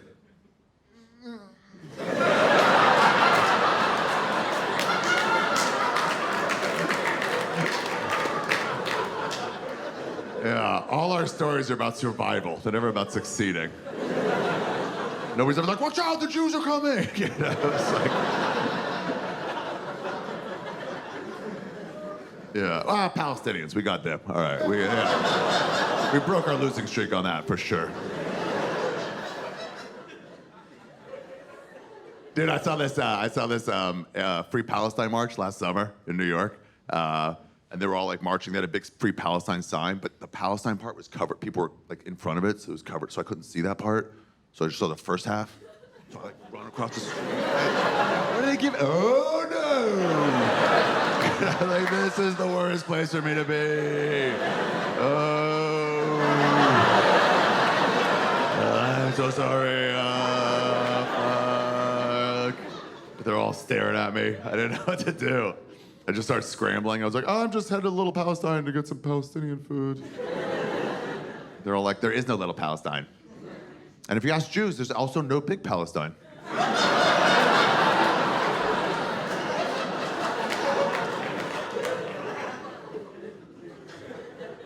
Yeah, so it's the Greeks. The Greeks drove us out to the Hanukkah story. We were gone for about 100 years, and then we came back. They left. They were like, this place sucks, and they fucking took off. So they left, and then they fucked up our temple, like our main, church, pretty much. They like messed, I don't know what they did. They knocked over chairs, and they spray painted dicks on the walls. Who knows? But the main thing they did was they used our oil candle, supposed to keep lit all the time, this oil candle. And they only had 1 day's worth of oil left. And new oil was 8 days away. And they're like, what are we gonna do? How are we gonna keep it lit? And the Jew's like, I don't know, fuck it, light it up. Let's see what happens. And somehow, 1 day's worth of oil lasted for 8 days. And that is when Jews learned how to be cheap. It's the miracle of Hanukkah, everybody. Yeah, that candle's the miracle of Hanukkah. Dumbest miracle in the history of organized religion. Okay. I got some stuff there. Bosses. Oh, yeah. Talk to your boss about that. It's another way of like belittling. We're better than you. We're cheaper than you. Just to keep it from like demeaning Jews. We're better than you. Put us up on a pedestal. I wanted this to be a love letter. The Palestinian part is technically not part of the Hanukkah story. In the tracks, I'm like, how do I cut this up? I'll make a short clip of it, I'm sure. But it went well there. My friend Alex Keeley, I got this joke from him. He didn't give me the joke, but he gave me the angle. A lot of comics helped me on this, a lot of comics helped me. I should have put him in the fucking special thanks. He was my roommate in Edinburgh, and he came to see my show, and I did it in London at the Leicester Square Theatre. I did this show. And he was like, what about the Palestinian thing? Because Jews and Palestinians, that's the battle. Jews and Arabs in particular, but specifically Palestinians. You got to cover it. Even quickly, you got to cover it. Oh, I'm just remembering now, I fucking had a different joke, and I fucking took it out. There was a joke I had, and Adrian told me. She goes, hey, just so you know. Now, this was after the break in the special. This is after the time off. In that time, Louis C.K.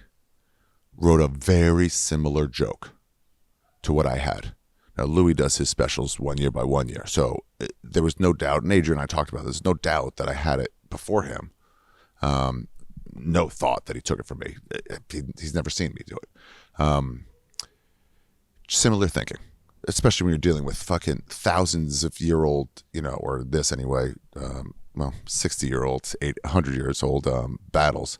I'm not the first to cover this subject. I couldn't be. It's the Bible, or international conflict.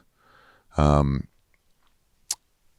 we both got to the same place, and I didn't want an audience member, I didn't want a viewer going, "Oh, you took that from Louis." And Adrian's like, "No, but we both know," and she was on tour with me the whole time, "we both know that you thought it up." I'm like, "I know, but what if someone doesn't?" So I changed it to this, and I like this joke a lot. I forget what I had before. It was shorter, but I like this joke a lot. I'll tell you where it actually came from. I did see a Free Palestine protest in New York. Started across the street, and then realized, like, I do look very Jewish. And I shouldn't be there. Although there were plenty of Jews protesting for Palestine, but just the thought was, maybe I'm out of place here. I also had it early on. I had it as, if you ask my father, instead of if you ask Jews. I had it, if you ask my father. He fought in the Israeli army, but he actually didn't fight against Palestinians. He fought against the Egyptians in the war to take the Suez Canal. Not to take, they fought them back. And then actually talked to him. It's interesting. He says, like, the Egyptians attacked. We drove them back. The Israelis drove them back even further than they had. And then Israel took the Suez Canal, which is a major fucking important thing. And then we ended up giving it back in a peace accord with Egypt. Anwar Sadat was the Egyptian king at the time. My dad said he was very against it because he was like, I lost friends in that war. My friends died in that war. They attacked us, and we won, but I lost like good friends of mine, and I was very against the peace. But he goes, but in hindsight, looking back, it was the first peace we ever made with an Arab country, and the peace lasted. We're still on friendly terms with Egypt. Now, Anwar Sadat did not fare as well. He was assassinated because of the peace accord he made. There was a lot of pent-up aggression there. But it wasn't my dad saying that. So, like, why put him in harm's way? It was just like, Jews don't really, think of them as like us. But it's like all goys.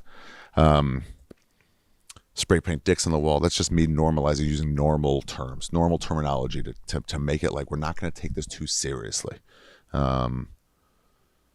Here's the reality, though, of what they did with the temple. They use it as a garbage dump. So if you go to the Kotel, the Western Wall, the Wailing Wall, depending on what you call it, there is a line on it. It's very tall, way taller than the wall here in Berlin. There's a comedy club called The Wall in East Germany, communist Germany. There's a line on the Kotel. So you call that wall. Expert. It's a dark line, and it was stained by years of garbage. That whole square was full. It was a garbage dump, and it was stained by years of garbage. So that was the second temple, I believe, and I think this was the first one. And then I had to bring in one of the major stereotypes. That was the other thing, stereotypes about Jews. Maybe there were 5 things.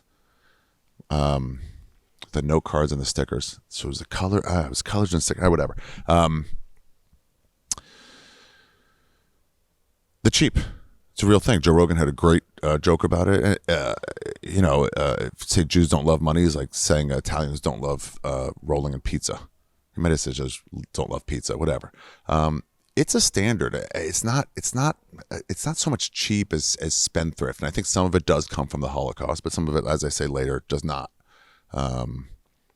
It's just we're good with money.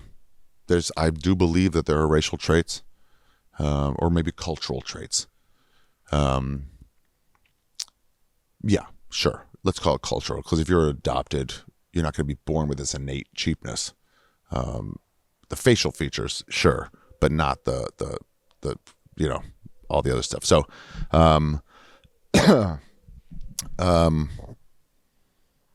yeah, you got to cover the cheapness.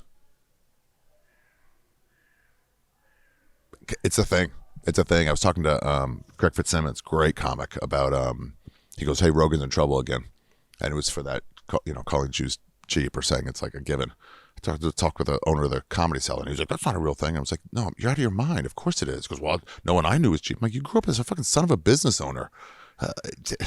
Yeah, you're nuts. Of course it's a fucking stereotype." That's where the term "Jew me down" came from, for the idea that we're cheap.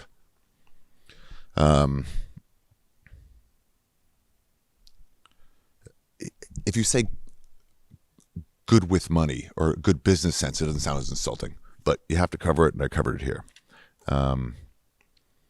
So let's get to the next one. Christian miracles. Yeah. Because I have to compare it a little bit to other religions, because the reason I'm doing this was because with specifics, I learned this in writing.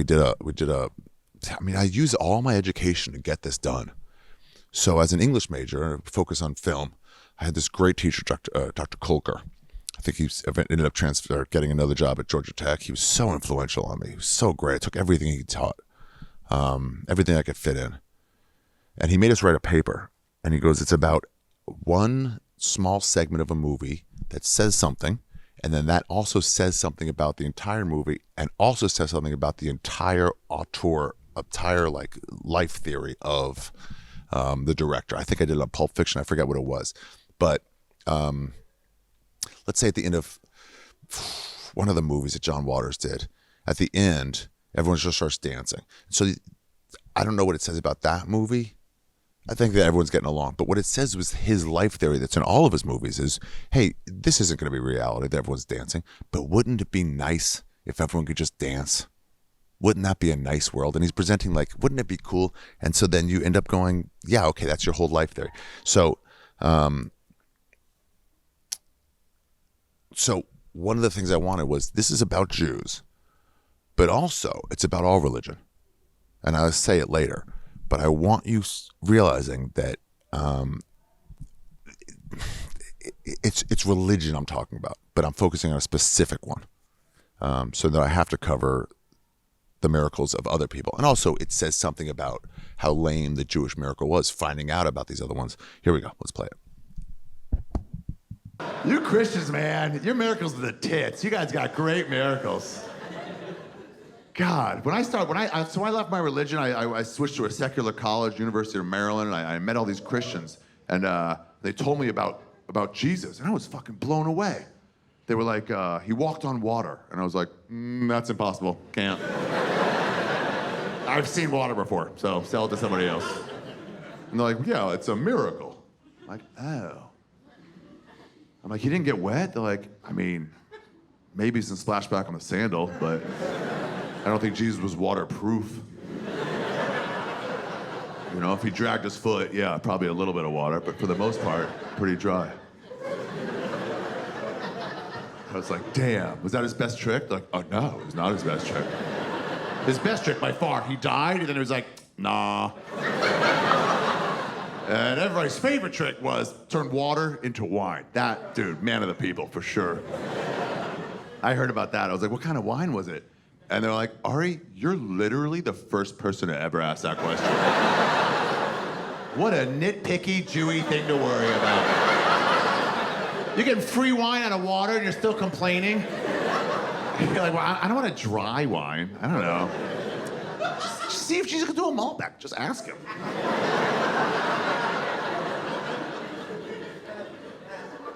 But then they're like, what about you, Ari? What's the Jews' big miracle for the holidays? I'm like, oh, okay, well, we had this candle, and it lasted hella long. Yeah, our miracles are more like you had to be there miracles. Yeah. People came into the synagogue, and 2 days later, it's like, is that fucking candle still going?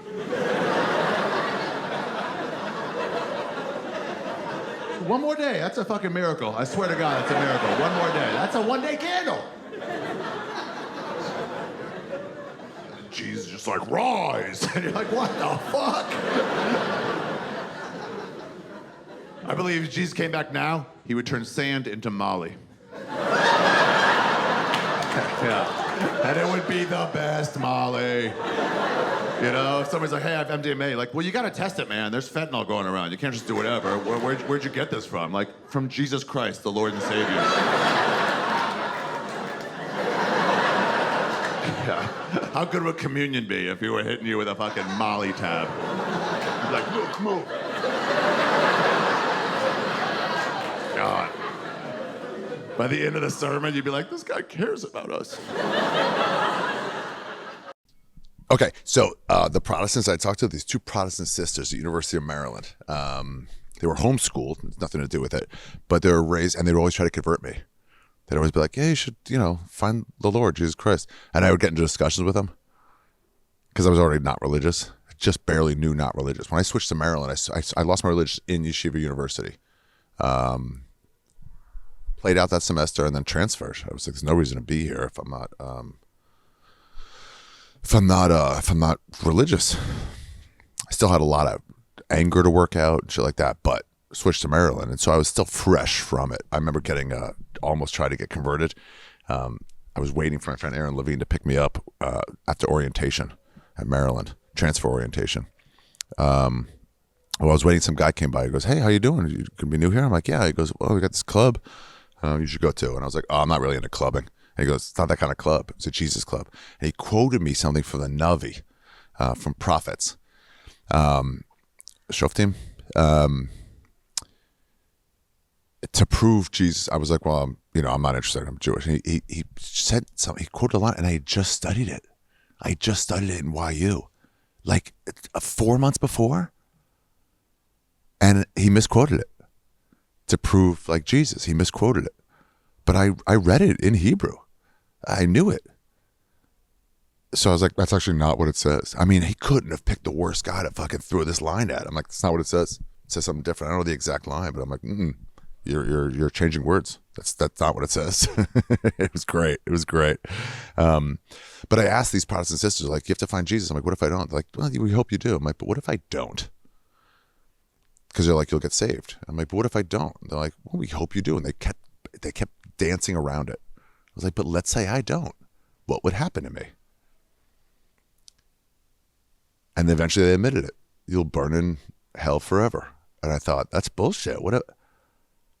I was like, what about the people before Jesus came? They burned in hell. They couldn't have known about Jesus. They go, before Jesus came, no one was held to that. But after Jesus came, the world was held to it. I'm like, what about the Native Americans? The idea of Jesus didn't come to America for like 1,000 years, 1,400 years, almost 1,500 after Jesus. So 1,500 years of Native Americans all went to hell because they weren't aware of Jesus. And they said maybe Jesus made a special trip to America that wasn't really written down. It's a reach. It's a reach.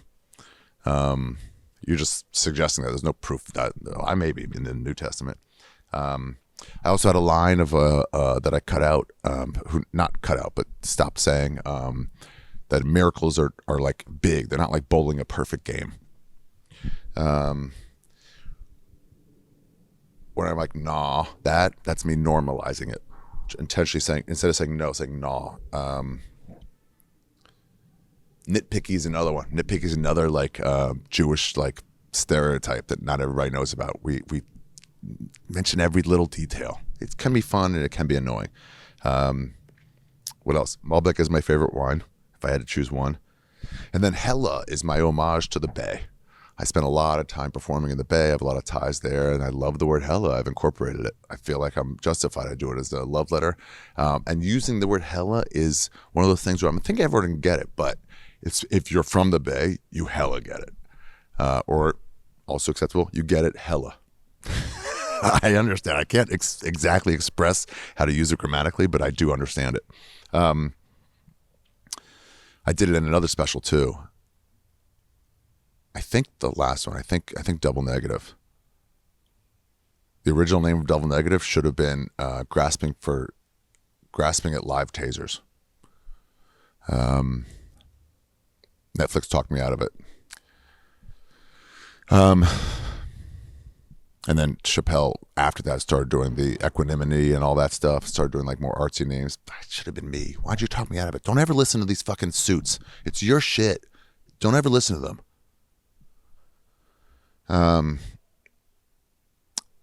So I was talking about Asians or Chinese, and I was like, fucking mainlanders. If you're in Hong Kong, that is a racial slur. And that was knowing the people from Hong Kong are going to laugh at, and the people from Shanghai that performed it too, Garen and all these other people, they're going to get it hella. Mainlander. One more day. Oh, another fuck up I had. I shouldn't have used one twice. I should have been like, came back not one day later. I should have said 3 days later, because then I had to say it's a 1 day candle. It should have been two different numbers. Or it should have been like the 3 day candle, but probably should have said that's a 1 day candle, because it was a 1 day candle. They only had enough oil for 1 day.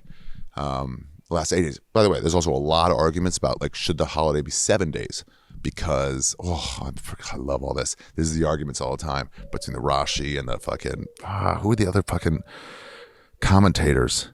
If you see a Torah at the bottom, they'll be in a kind of a different script, the commentary, like under a line. It's almost like footnotes. And these are these really well-versed commentators who help you understand. And they're not from the Bible times, they're from well after. So the argument is in the Gemara, should it be a 7 day holiday? Because we had 1 day of candle. The holiday, the miracle was the extra 7 days. And they go, no, because what the oil burnt at a 1/8 rate the whole time. So even day one, it was still burning at a 1/8 rate. It didn't go down to 0 and then last on 0. It lasted on 7/8, it lasted on 6/8, it lasted on 5/8. I also had a joke about like, why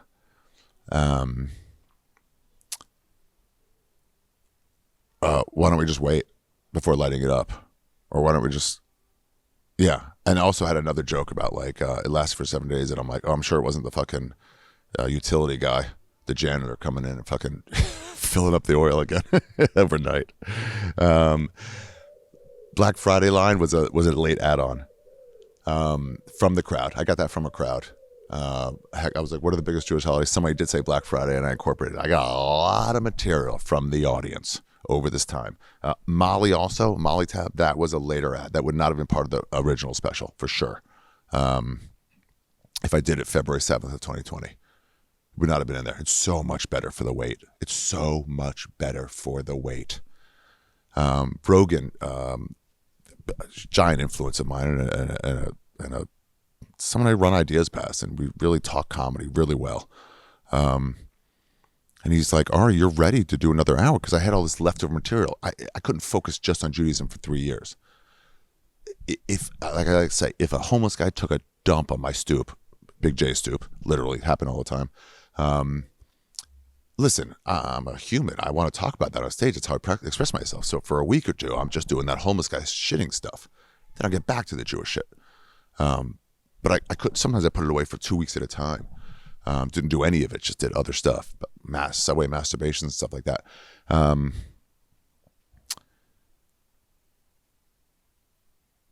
But he goes, Ari, so I had all this leftover material. So as soon as I was done, I was ready to headline again. I had 3 years worth of leftover stuff, which is well over an hour.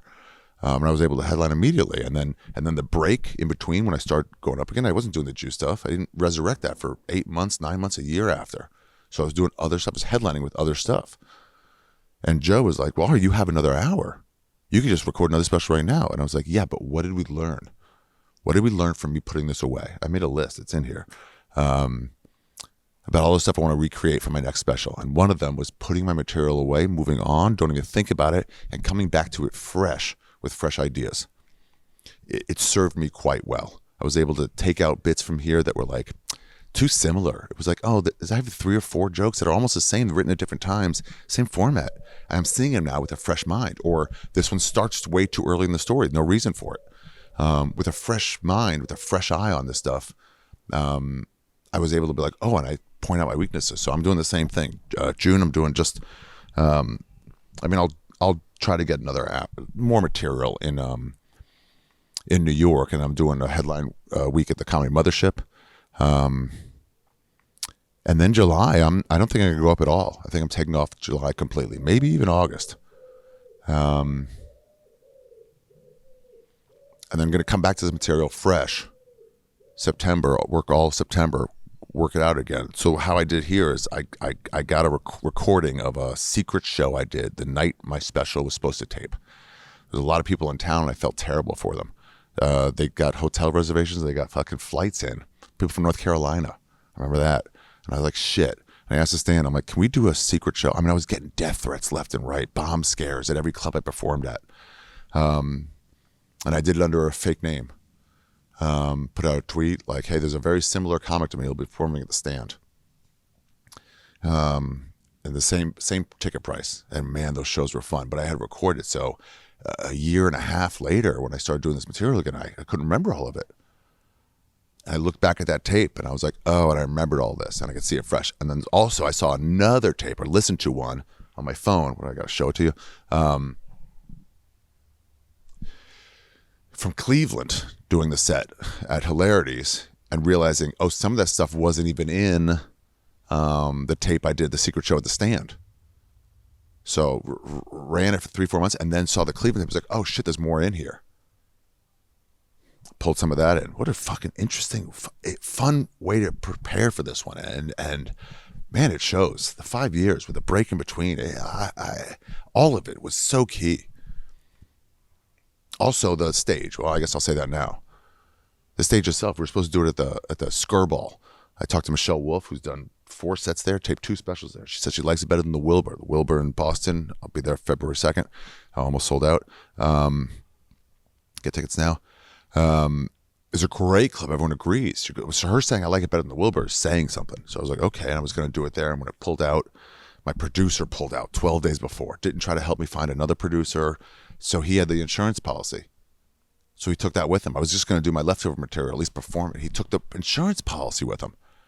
So then the venue was like, well, with no insurance policy, we got to cancel the show completely. They put up a sign. They saying,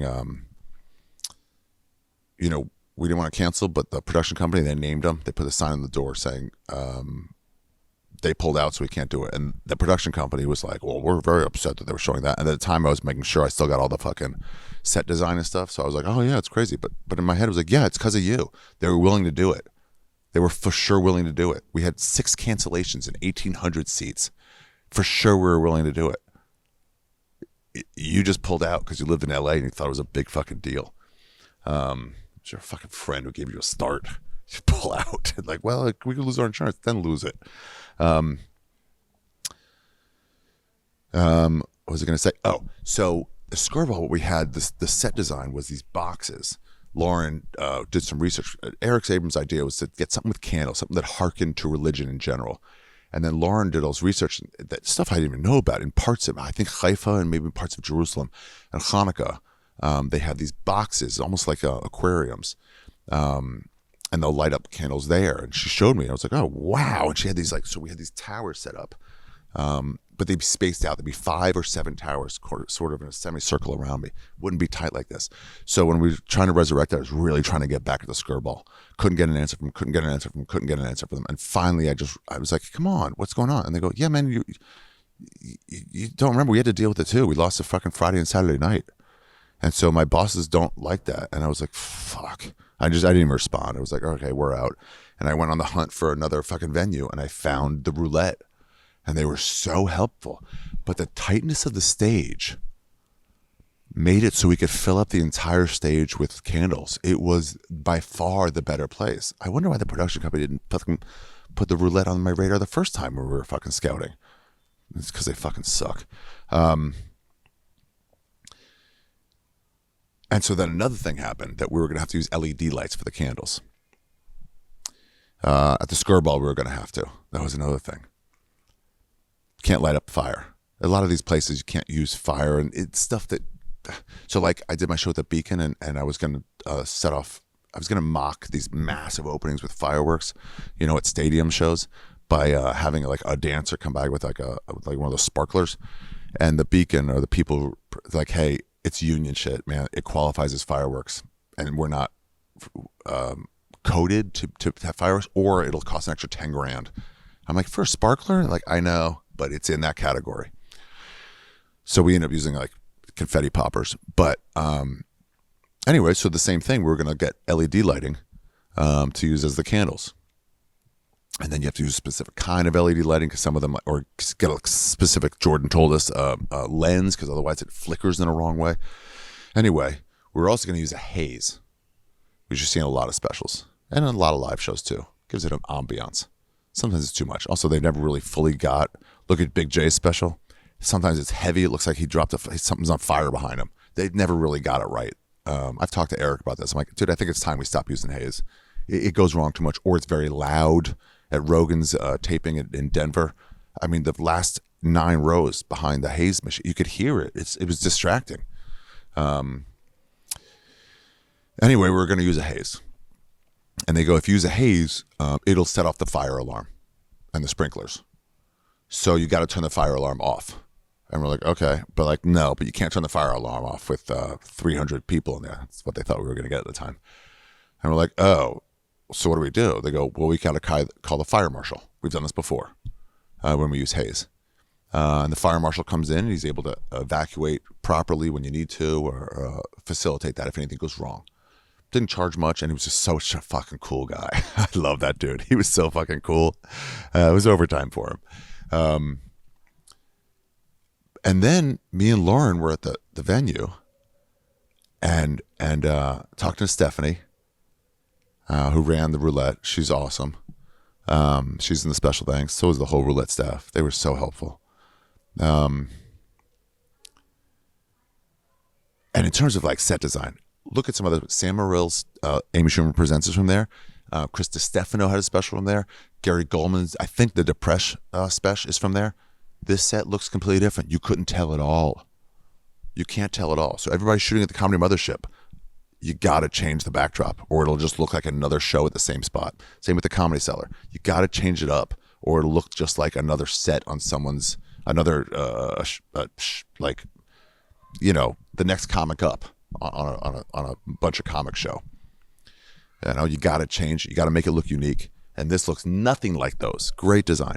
Anyway, we were like, well, if we got to get the fire marshal here, can we use real candles instead of, I forget who it was, me or her said it. Can we use real candles instead of fake candles? And then Stephanie was like, yeah, sure, fire marshal's here. I mean, Lauren were like lit up. We're like, what? And she's like, what? We were just like, we almost came in our pants, dude. I mean, we almost came in our fucking pants. And then she's like, I got to go find candles. We're like, how many? She goes, thousands. She sourced thousands of candles. And then her cool thing was she tested them all. Those big ones, 80-hour candles. So great. We used it for both days. Then we got to the venue. We lit them with the air conditioning blowing. They became 5-hour candles. So it was a Saturday and Sunday we filmed. 2 shows each. She had to source. And Friday we set up. So she had to source on Friday night or Saturday night. When did we test it? It couldn't have been Saturday morning. Maybe it was Saturday morning. She had to source 6,000 candles religious looking candles. She did it, man. Oh, what a fucking winner. What a fucking winner. I have one of those. She sent me one. The one I really liked, it broke. Before it started, I remember touching one of the candles and trying to like get word to Mitzi Shore that like, I'm doing this to honor you. And that was the one I wanted, and it was like, it broke. She fucking found it again and sent it to me. I love that, Lauren.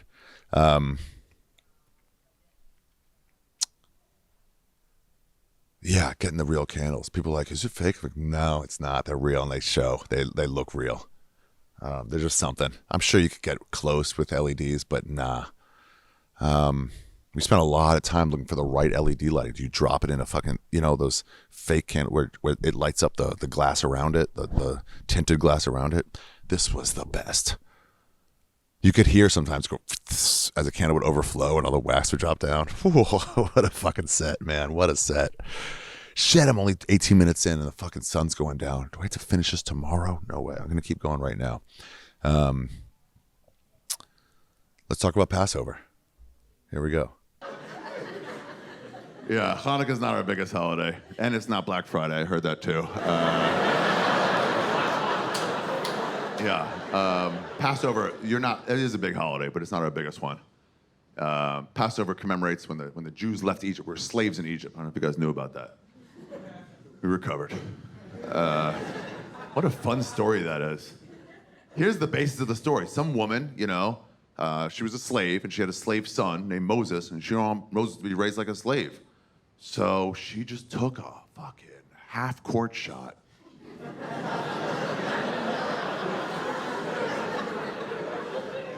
She was like, I don't know, I'm gonna think outside the box here. How about we just chuck it in a river? We'll put it in a little basket. And we'll throw it into the crocodile-infested Nile River and hope for the best. And man, she swished it. Baby did not get eaten by crocodiles or tip over. It went right to the Pharaoh's daughter. The Pharaoh's daughter, the king's daughter, was like, oh, I love, how chicks are around babies. She's like, I love a baby. Oh, I want a baby.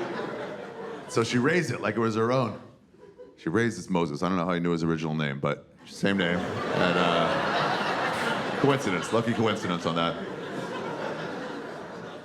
Eventually, he was 19, 20 years old, went to his grandfather, the Pharaoh, the king, and he was like, hey, motherfucker, I got news for you. I'm not your grandson. And the Pharaoh was like, yeah, my daughter was never pregnant. We know. She didn't ever do that. Plus, you're balding with glasses, so I think you came from Slave Island over there. That's my favorite part of the story. The Jews were slaves in Egypt. Egypt was a superpower, and their labor force, their manual labor force, was the weakest, most complaining people in the world. I mean, there's nobody softer than Jews. I think the pyramid's supposed to be houses, and the Jews are like, it's too hot, just pile it up. What a terrible, terrible choice for slave. And by the way, Egypt is in Africa. Like, there's better options out there.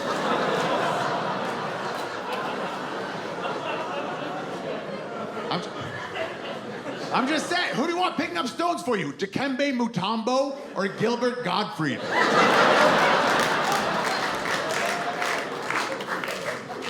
You chose wrong, Egypt. That's why your country's falling apart right now.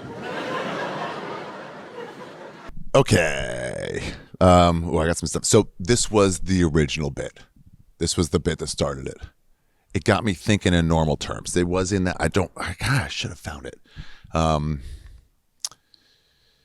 It got me thinking, and I think it was an intro or an outro because Passover is coming up. And I remember people saying, like, do more Bible stories, do more holiday stories. And I think I might have done another one for Hanukkah later. People liked it, and I liked doing it. Just going into all these deals. And as I'm talking about these details that I haven't thought about in 20 years, at the time, 10 years, 15 years, I was able to see it with that fresh eye. And I was able to see how ridiculous some of it was, and I see it in normal terms. Instead of a given, it's like, oh, why is it like that? So this is the first bit I ever did. think it was in that Fahim podcast. He wasn't there. It was just in the intro or outro. The half-court shot, that joke only works sometimes, but I loved it. I love the idea of launching one and fucking making it because it's your last chance, especially at the end of a half instead of a game. The never pregnant line never really worked that well, but I loved it. I never was able to quite get how the guy's like, yeah, I know how people give birth. It's when their baby bellies get fucking big and then not. She was just always thin. Mike Racine, great comic from New York, has a very similar joke to this. He did not take it from me. I didn't take it from him. I will say his joke, it's just that that would be a bad labor force because of whatever. His joke and his version of it, it's online somewhere, is better than this. He nailed it and I got it pretty good. The different jokes, but the angle's the same, that we'd be bad employees. Yeah, Racine's crushed, and I didn't see it till after it was recorded. And I talked to him. I was like, "Oh, hey, shit, dude! Someone just told me you had a." I was like, "Wait, what? I've recorded that, but whatever." And he's very magnanimous. I was like, hey, "Whatever, use it." But if anybody comes at me, I'm like, "I'll defend you till the end of time." And it really was like his joke is better. Gilbert Gottfried, interesting, died in between when I was going to record it the first time and when I ended up recording it the second time. Decided, should I change it to someone else? But I was like, no, he still works. He's that powerful a reference. Dikembe Mutombo, also I had friends going that thought I made up that name. He's just the most African sounding name there was. He had a coming of age ceremony where he killed a lion. He grew up in deep Africa. Dikembe Mutombo. They thought I made up an African sounding name, but no, he was a great fucking basketball player. Great defense. No. He would do this after he blocked your shot. He would go like that with his fucking, imagine 2 fingers together. No. What a great trash talk. I had another couple lines I dropped out of this. Well, that's why our country's falling apart right now. Egypt. I went to Egypt and it is falling apart. Also, I'm not sure if the Nile is crocodile infested, but someone there told me I was on the Nile or right by it doing fucking cuppers, hash cuppers with some guy who owned a boat. And by owned a boat, I mean some really poor guy who had a boat that used to be full for tourists, and it was just not great. Don't think yacht. We were doing fucking hash cuppers where you fucking take a spoon or some whatever, burn some hash, let the cup catch it all, and then you go, oh God, that guy fucking ruled. Mehdi, I forget his name. And I think he was like, no, there's crocodiles upstream. And I was like, crocodiles in the Nile. I may be wrong, but that is where I got that information. I had a line that go, that's why your country's falling apart right now. And then I went on to, and this is a harsh joke, and it did get a lot of ooze. But I loved it. And then I took it not too far, but too long. I go, that's why your country's falling apart right now, Egypt, and America's still thriving. The intention was because we were built on, and then people go, oh, I'm like, what quality? I'm saying that quality craftsmanship. What I was saying is that black people were better workers, and people are like, man, you're saying you're pro-slavery. I can't be part of it. It was like fair. So I ended up like cutting that out. Again, when I say cutting something out, I've already got to the 2 things that I actually cut out of the recording. The rest was cut out over the years of progression of this material. Okay, so we did Passover, and then I skipped Yom Kippur on purpose. I didn't want it to be all the holidays. By the way, usually when I did this, I just asked the crowd, what's the biggest holidays? If they didn't suggest Passover, I didn't get to Passover. If they suggest Yom Kippur early, I would get to Yom Kippur early, and then I do Passover later. I should tell you how I got all these jokes. Oh wait. Okay, here we go. Women in Judaism. And this, like I told you, I'm imagining that woman with the wig off the side. I think I do talk about wigs in here. Yeah, we all took it for granted what women's place was, but there's a conservative movement and reformed, actually. I don't know all these completely. I know they're women rabbis. We're like, no fucking way. They changed some things that they thought didn't fly with the times. And women's place didn't quite fly with the times. So they changed that and they go, it's full equal now. But the way I was raised, it was not. Now, women didn't matter. It wasn't a thing like, hey, how come we're not allowed to lead services? There was no thinking that way. You know, like, well, we don't have to go to services at night and you do. And it's like, yeah, but you don't want to. The guys are out doing work. They're raising the family. No one's like, I wish I could do the other thing. Or very few people thought that. Everyone was happy with their place. So it wasn't like that. It wasn't what it seems like from the outside. Let's play it. So let me tell you everything you need to know about Jews. I don't know where to start. I never know where to start. I'll tell you what. Let's start with chicks. Let's start with women. Women in Orthodox Judaism are second-class citizens, for sure. Yeah, you're not a full part of the religion. But, by the way, I can feel you turning on me. I didn't make any of this up, okay? Don't blame me. I do agree with all of it, but I did not make any of this up. It's better than a lot of religions. Like, you can't beat your wife in Judaism, but if you do beat your wife, they'll be like, don't do that. You're just not really a full part of the religion. Like, if this is a synagogue, it'd be all the men down here, and the women would be up there behind a fence, like in the balcony, looking at us participating. They're like, what are you guys doing back there? We're like, shut up. We'll talk to you later. So there's all these laws associated with being a woman, especially a married woman. If you're a married woman in Judaism and you're on your period, you're considered unclean. Yeah, which that's actually. I mean, I have a problem with that spiritually, but physically, that's actually a very nice way of describing what's actually happening. Unclean is fine. I mean, like, legitimately, if I put 2 giant buckets on the stage, and one giant bucket said, clean vaginas, and the other giant bucket said, unclean vaginas, and then I handed each of you a bleeding vagina, and I said, put that anywhere.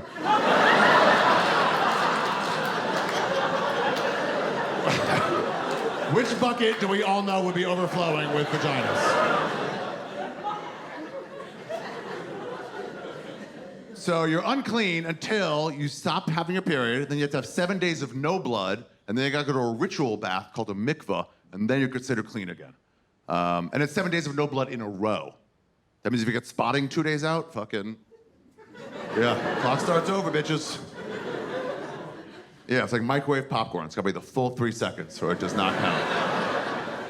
You know, it's like pop, 1, 2, pop, 1, pop, 1, pop, 1, pop, 1, pop, 1, 2, pop, 1, pop, 1, pop, 1, pop, 1, pop, pop, 1, 2, pop, 1, 2, 3, yes. All burned. That's your vaginas in Judaism, just so you know. It's the microwave popcorn of body parts. And while you're unclean, you can't touch your husband.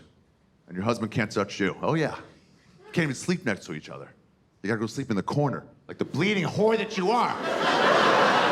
It's every month with you.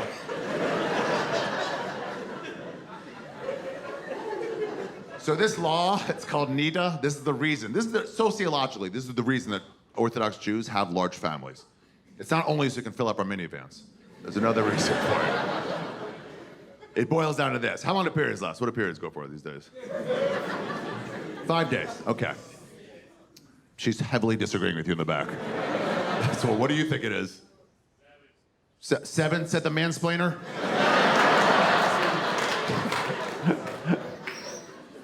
All right, let's split the difference. 5 to 7. That's what I thought that was gonna be a woman saying the answer to that, but 7, I know. 5 to 7 days, I believe she said. Plus 7 days of no blood, that's 12 to 14 days, okay? Plus another day or 2 to go to the ritual bath, to go to the mikvah. They're not like 24-hour fitness, you know, they're only in certain spots. So now we're talking about right around 13 to 15 days after you start your period is the first time you're allowed to touch your husband. It's also when you are the most fertile in your cycle. Your ovaries are right at the bottom of your pussy. And you haven't touched your husband in 2 weeks, and he hasn't touched you. You're supposed super horny, and right then God's like, go. I mean, there's no chance, dude. There's no chance. Imagine the husband's home washing dishes, cum's coming out of his ears. Fucking hate this religion so much. Should've been a Buddhist. Buddhists fuck all the time. All the kids like, Daddy, you need to shut the fuck up. Daddy's not in the mood right now. God, I fucking hate this shit. You can beat your kids in Judaism, just so you know. That is allowed. Can't beat your wife, but you can beat your children. And right then, the woman walks through the door, you know, the guy's all cranky, just fucking pent up. And he's just like, where have you been? And she's like, ritual bath. And he's like, oh, yeah? Why don't you go get that sheet with the hole in it?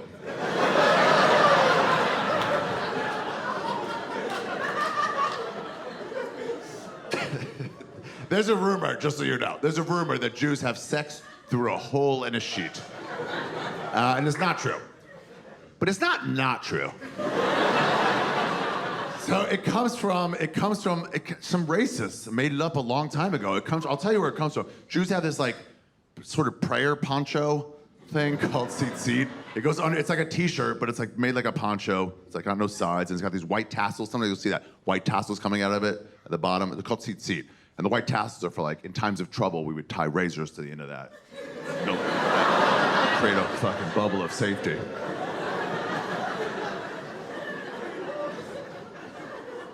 But anyway, I guess some lady was like washing the family's tzitzit and she was hanging them up to dry, and some racists walked by. And dude, say what you want about racists. They're not the best people in the world, but they are very creative.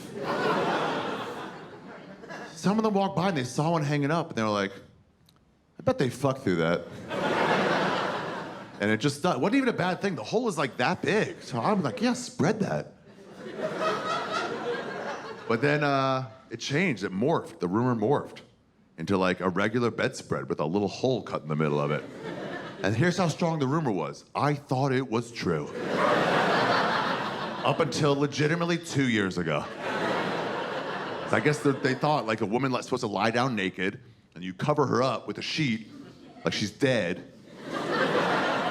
you know, and you line the hole up like right over her vagina, and then you gotta get in there, you know, and like through the hole. You guys remember the game Operation? Yeah, it's just like that. But instead of using tweezers, use that sweet D. And you just fucking... Yeah, I think actually, I don't know. It might be that way. It might be another way. It might be that the guy holds a sheet like over him, you know, just puts it over that and just has his dick out of the hole. like a walking glory hole. Just the dick. I'm like,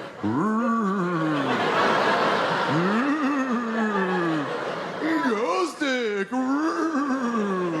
booner.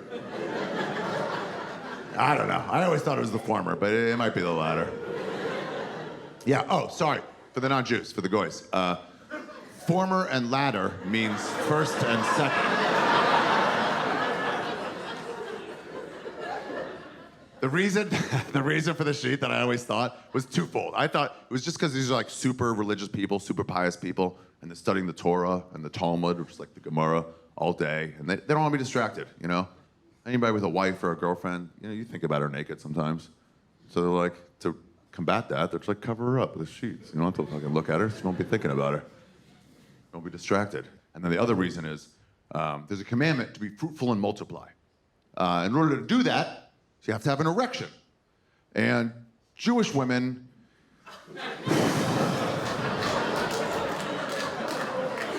It's the best way to say this. It's not ugly. It's not ugly. That's not the word. That's not the word. It's not ugly. Here's the word I'm going to use. Inbred.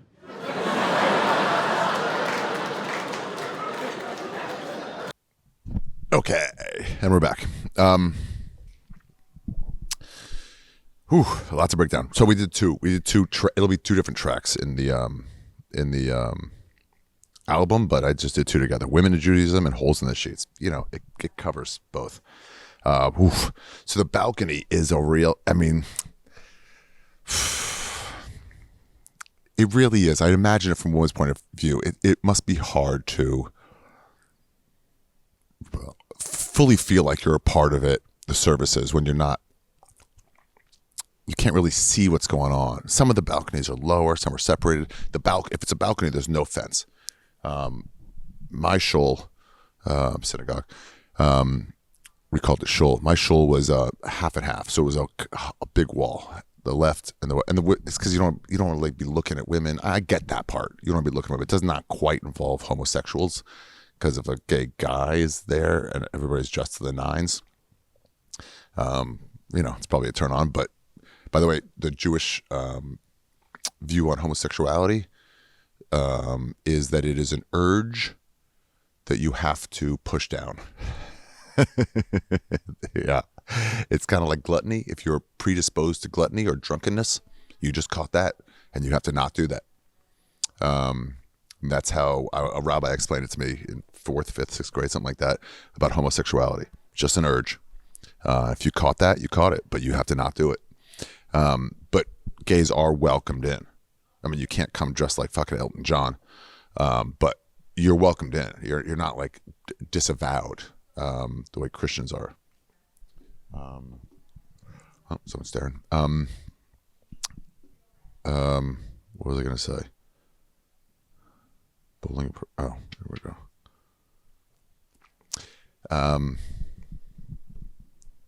We had a progressive rabbi named Rabbi Beeler, and he decided that Jewish women are not allowed to lead the services. Oh, it's a joke I had actually too. The reason for that is because reading from the Torah is considered. All of it is just like what's it considered, and then it goes from there. It's considered being a judge. It's in that category. The same way as sparklers considered fireworks. Even though you wouldn't call it that, it's in that category. And so they call reading from the Torah being a judge. Leading it is, I don't quite understand why. And women are not allowed to be judges. And the reason they're not allowed to be judges, the joke I had, is because they're too emotional.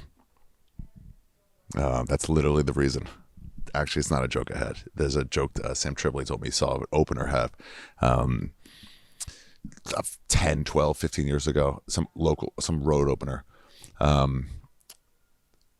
We don't always choose our openers. Now that I'm a bigger comic, I almost always do. That's another thing I got from Rogan, from a mentor. My mentor is the word I was looking for. Make sure the show is good all the way through. You're only on for 45, for me an hour and a half, or 2 hours and 20 minutes. But the whole show is up to you. So he took Joey Diaz with him. And then when Joey started just like not showing up sometimes, he was like, well, I need another person. I can't have no opener. So he invited, other people like Young, Matt Kirshen, Duncan, and then me. The cool thing about Joe is he didn't stop taking Joey. He said either we're going to have one guy I have or two guys I have. Joe would also do a long time, so we only needed one. Why was I saying that? Oh, I'll always take my own opener, except once in a long while when I really just want to be alone. Only at clubs, never do that at theaters. But even usually the clubs, I'm always getting somebody really good. Adrian, Joe List for a while until he got too popular. Vecchione once or twice with me. I want the whole show to be good. You're paying money for the whole show. Some of these locals are really good, and some of them would really impress you. Like, wow, sometimes the MC would be way better than the feature, and you'd be like, and you tip the MC and not tip the feature. He had a local opener. He goes, women can't be president because, what did he say? I think he said because they're too emotional. And he said there's two reasons. He goes, one, they're too emotional, and two, they're stupid. And then all the women, I love a joke that involves the crowd. Everyone would go, oh, and he goes, see, too emotional. It was great. It's a trap. I love a trap. Anyway, Rabbi Beeler had said that sure the women can't read from the Torah. That's pretty cut and dry. But they can give the Dvar Torah. They can give the speech. We always have a Bible speech, and there's a history of it. There's a precedent for it. One of the greatest, either a Navi expert or Torah, I forget, was a woman from a long time ago. She was just very knowledgeable, and people listened to her and read her stuff. So the Dvar Torah, the speech about the portion of the week from the Bible, could be led by women, and some of the men did not like it. They'd speak from their side of the balcony, their side of the fence. What was it called? It was not a fence. fucking God, it's gone, dude. Once I did this special, I was living in the past for so long with these, and I was learning all of it and really living in it in this old Judaism I used to be part of, and then I just dropped it all and I've forgotten it. Not a mikveh. I forget what it's called. There's a name for it in Hebrew. So they speak from this end. Some of the men didn't like it. It was changed. Like that's not allowed, but it was allowed. And now it's sort of normal. Same thing. Renazisi's dad told me that he remembers the first Catholic. I forget. They all had a big meeting. They decided to turn the priests around. It used to be the priests would face away from the crowd, and they turned them. Cavalcade, something like that. They turned them and had them face the audience, so they could talk to the audience. But before this, it was like, I'm talking to God, you're looking at me, kind of like you're watching a fucking Twitch guy playing video games at a live show when comedy clubs have to pay the rent by booking them. Usually they do it at fucking daytime shows, no big deal. But you'd come into the green rooms and it'd be full of gifts that they wouldn't take, like handmade gifts. You're like, what happens? Like, fucking YouTube star. He said he turned around and he goes, Renazzi's dad said he remembers his father going, that's not fucking Catholic.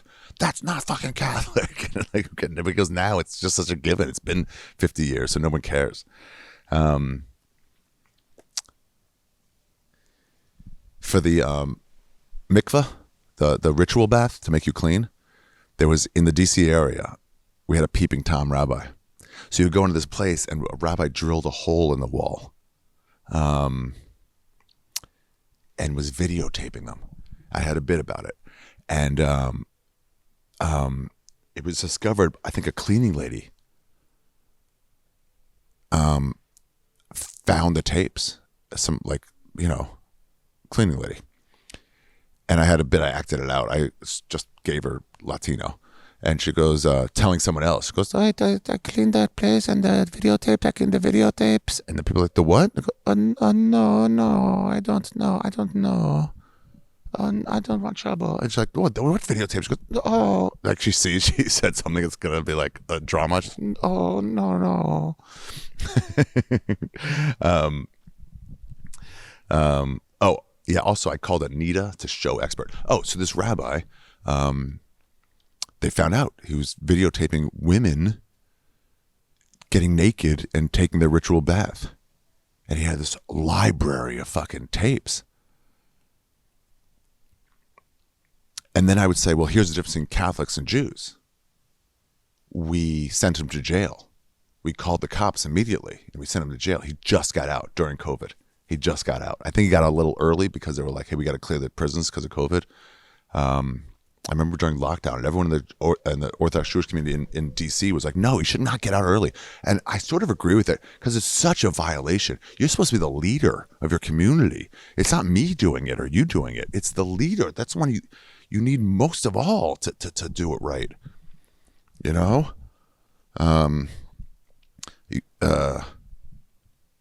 But yeah, that's the difference. We don't just transfer him to another fucking department and hope he doesn't do it again. Like these fucking Catholic priests did with their fucking pedophiles.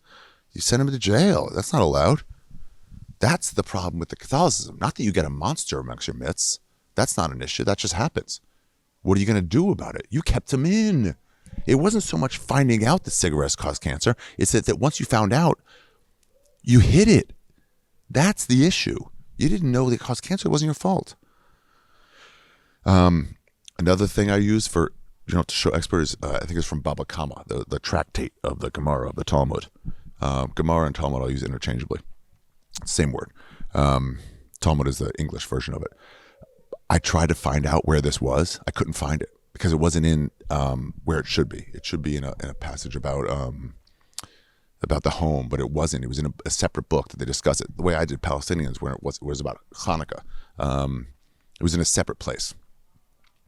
And I couldn't find it. And I asked a friend of mine. Oh, wait, where's David Mark? Oh, shit. Oh, no, it's later.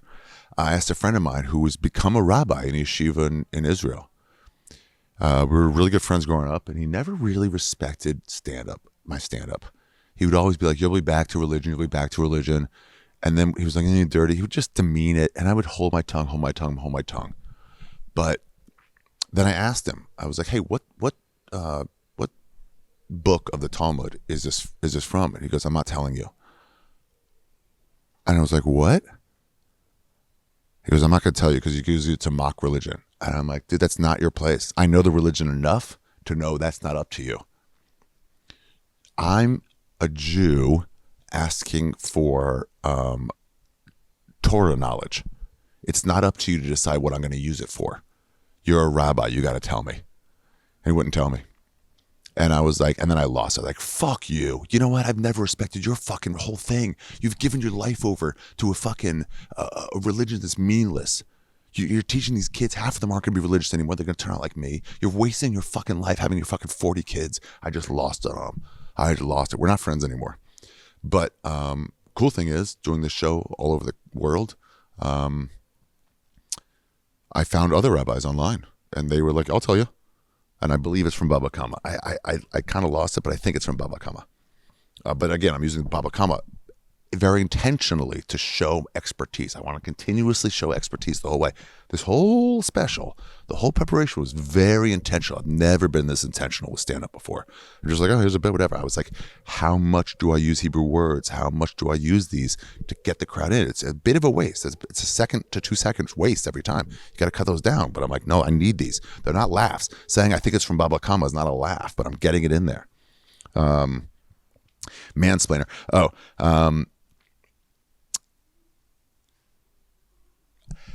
Listen, I would do this all the time. I'd be like, how long do periods last? What do periods go for? That's the joke. I could have looked it up. I'd ask a woman in the audience. That's how I get most of my stuff. I don't like to look up stuff because I'm like, I want to be the idiot that I am. I don't want to say, well, I looked this up and now I know and now I'm smarter. It's like, no, I want to present to you what I had before I looked it up. Somewhat different than this one because I had to cross-reference. I'll just talk about it in 1 second.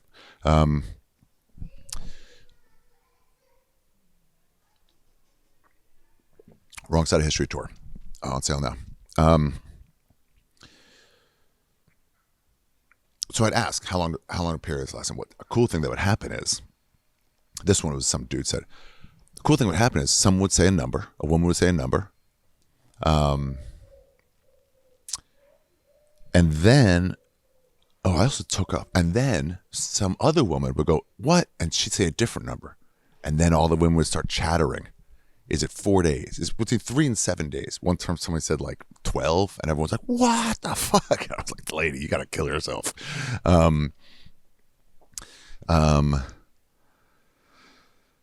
So I usually get that. And then so a guy said 7. So it's like, all right, I use that. I just use a mansplainer thing. But when we would fight, it was interesting. I got a lot of this material from asking the audience. Tzitzit, that's another thing I use for expertise. Oh, I forgot to say something before. Hey, I'll get back to earlier in the special, the very beginning, when I said you're going to hate the next 68 minutes of your life. I did get some people walking out, and I had a joke too. People like screaming at me, and I would have to have it written in there. If you have to leave, just leave quietly. I was like, turn the other cheek. Isn't that what Jesus said? Because I had some lady screaming at me that I'm a heathen, I'm going to hell. A Christian. So I'd have to set it up ahead of time. I was like, if you're probably not all of you going to like all this. I'm going to crowds that don't know me, especially building it up 5 years ago. I didn't have the draw I have now. So a lot of people were just like, well, I'll just get tickets for Saturday. And they didn't want that. Same as my last special. I'm shitting on kids for so long, and the moms would get upset. And they'd leave on this, these Christians, and they'd start screaming at me. And it's like, oh, you're disrupting for everybody. So when I said like the next 68 minutes of your life, I knew it was the next 81 minutes of your life. But I didn't want the crowd to go, whoa, dude. It's like when you turn on a fucking Netflix episode, and you're like, oh, a 64-minute one? No way. I want a 30-minute episode. And then meanwhile, you can watch 20 30-minute episodes in a row. People were worried about, in my life, about holding on to the crowd for an hour and a half, especially as specials were going to like under 60. There were 59 was a key moment. You want to cut it under. Some people are doing 35-minute specials. So like this times don't matter anymore. You don't have to fit into a TV block anymore. Do as long as you want. And I was like, this can't go in an hour. I tried. It was 2 hours plus. It can't. It's to cover 5,000 years of history of a people and all the religion and my whole upbringing. It just couldn't. But Ali Sadiq did a special, The Domino Effect, and that was an hour and a half. That did quite well. When we started doing This Is Not Happening, and we started recording them digital, Matt Kirshen's wife was an executive at Comedy Central. She goes, we think these should be like 2 minutes. We've noticed that YouTube stuff does better in 2 minutes. That wasn't the show. We had done the show live for years. People think like they asked me to be the host. It was my show. Driving me out, blackmailing me to make me leave was like, it was my show. I'll get into that another time in another place. Blackmailed me to leave my show. What was I going to say? Oh, and we were like, well, that's not what it is. Now, luckily, she didn't have a lot of power at Comedy Central. So we're doing 20-minute episodes. And we're like, I'm sure it works well normally, but that's not what we're doing here. I'm sure a puppy video works well if it's 40 seconds or 2 minutes, but we're not doing puppy videos. We're doing long form stories. And I'd always tell comics, I'm like, do between 5 and 15. And if it goes longer than that, it goes longer than that. Jim Brewer's story was like 25. You got to go as long as it goes. Some stories were only 4 or 5. Great. People at the live show would do two stories. Like, can I do like Neil Brennan? I remember doing like, let me do like 3 like 4-minute stories. Great, go for it. Did a couple Tracy Morgan stories, and I thought maybe we should have an episode. We did themes every time, just Tracy Morgan stories. We never did. Seat, fight. I don't know. Usually when we fight. Okay, yeah. Oh, we did both of these together. Okay. Oh, former ladder. That's another one of my favorites. Just a way to shit on non-Jews to a place that's not even, it's ridiculous. It's not even real. Of course, everyone knows what the term ladder is, but to assume that we're smarter, we are smarter, and we value education. So I think I think we're genetically more intelligent than many races, and also culturally, we value education so hard that we just become educated. In my school, Hebrew Academy of Greater Washington, Hogwash, no one didn't go to college. It was a given in high-level schools. In fact, if you went to the University of Maryland, you were considered kind of a failure. If you went to a pretty good college, because it was a state school, you were considered a failure. My next school, JDS, Jewish Day School, Charles E. Smith Jewish Day School. He donated a lot of money. A couple people didn't go to college. One went to the Army, and a bunch more went to Maryland. But still,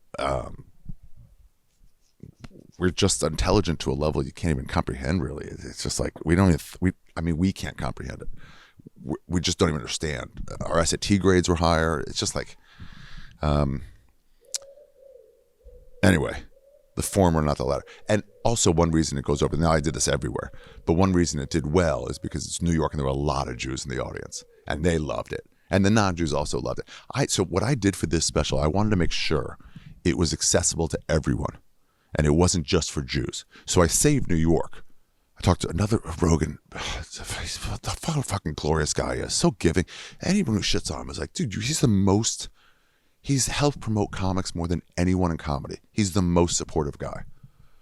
Like the most. I try my best. I pay people for my podcast just to give back to what he gave me. And I try to post people on my Instagram, other comics. It's just to give back to Joe Rogan for always being supportive to everybody, and to me especially. I can't pay it back, so I pay it forward because I think that's what he would have wanted. He's not dead, Ari. He just moved. But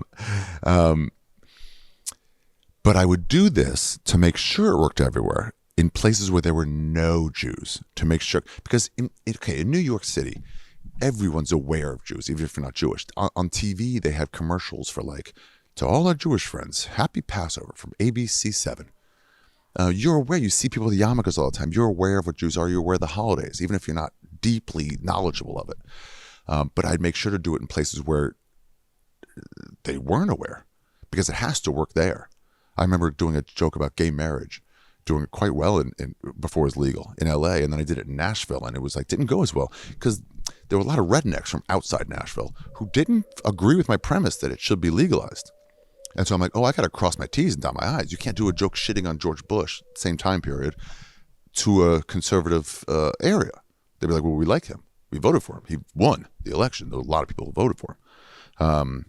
So you got to cross your T's. Joe Rogan had a great bit about Noah's Ark. He said he couldn't do it at the beginning of his act. People back then were more religious. It was 20 years ago. He said he couldn't do it less than 45 minutes into his act once he really won over the crowd. These are things that got to go into it. Everyone's like, that joke just didn't work. It's like, you don't understand how much goes into comedy. I didn't smile enough. I was too tired. And you're just saying the joke didn't work. It must be the joke. The reception, or there are uptight people in the crowd. It makes you think the joke isn't funny if they are laughing. Everyone's like, oh, of course it was funny, but it's only because they laughed. I could show you two versions of bits when they don't laugh and when they do, and do it to a test audience. And one test audience will be like, the joke was funny. The other test audience will go, this joke's not funny. They're seeing a version with no laughs. And when you're presented a tweet or something with full anger, of course you're going, well, I don't think this is funny at all. It's because you're coming to it wrong. Look at Trevor Noah's racist tweets. And now everyone's weighing in on whether these tweets are racist when he got the Daily Show job. But when they came out, no one was weighing in because it wasn't presented as, are these racist or not? It was just like, did you notice? No one did, because they weren't. But when you're saying, are these racist? You're like, well, maybe. You wouldn't have thought that in a vacuum. So what I wanted to do is do it everywhere. I do it in Iceland. They don't know what the fuck Jews are there. They don't know what Jews are everywhere. I remember talking to someone in Indonesia, on Lombok, I think, talking to a guy renting a motorcycle. And he was like, what are you? I'm like, Judeo, or whatever. And he goes, what is that? I'm like, from Israel. And he goes, I never heard of them. I'm like, you've never heard of Jews? I've never even heard of them. So I did it in Iceland. I did it in Perth, Australia. I did it in Edmonton, where there's not very many. Well, there's some, but they didn't come out. Calgary, less. But Perth was a big one. And then I saved New York because it was like home court audience. Talking about where to do it, I was thinking of doing this this synagogue in Philadelphia, but it wasn't quite right. And another one Rogan helped me with. What a great mentor to have. So cool with stand-up comedy is that when you're starting, you have access to advice from the greatest, really, of all time. And definitely the greatest of your current generation. They're all there, and you can ask them for advice. You're with them. You're going on after them, before them at clubs. You can just ask for advice, and they can give it to you. Imagine if you're a young writer and you're just like, Chuck Palahniuk is just next door to you, and you just ask him a question or something like that. It's just like, it's great. Tom Robbins is like, you can just ask him. Comedy's great for that. Don't you go any advice, but like specific advice. We all want to talk theory. Most of us, not all of us. So I saved it for New York. So I thought about doing it in Philadelphia, and I told Joe the reason. He goes, first of all, if that's an untested room, don't. Do it in New York, dude. You're talking about a home court audience. Do it there. He had the same thing. They wanted him to film his Rocky Mountain High special in Alaska, called Live from Alaska. And he called me. Same thing. The greatest of all time. And he goes, what do you think? You remember us performing in Alaska? I was like, I do. He goes, what do you think? I go, Joe, do it at the Comedy Works. It's the best club in the country. Who cares about a Live from Alaska? That's fucking 2% of it. 98% is how hard you're crushing. He goes, you're right, goodbye. Then I got a call from Joe's manager. He goes, you ruined all our vacations to Alaska, you asshole. Me and her and all the Comedy Central people like, we wanted to go to Alaska. I did this once at the Comedy Cellar. Secret show at the Comedy Cellar itself, which I was very happy to. They moved the show for a taping of Live from the Comedy Cellar to the Village Underground. So the Comedy Cellar was open. They're like, do you want to do it there? I was like, sure. Invited my friend David Mark, the last guy I'm friends with from Yeshiva. I gave him a special thanks.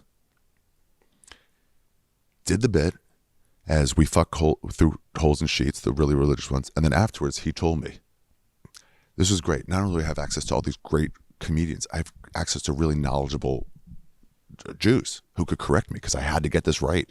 It wasn't like saying the wrong term for a small dog or a big dog. I had to get all these facts right.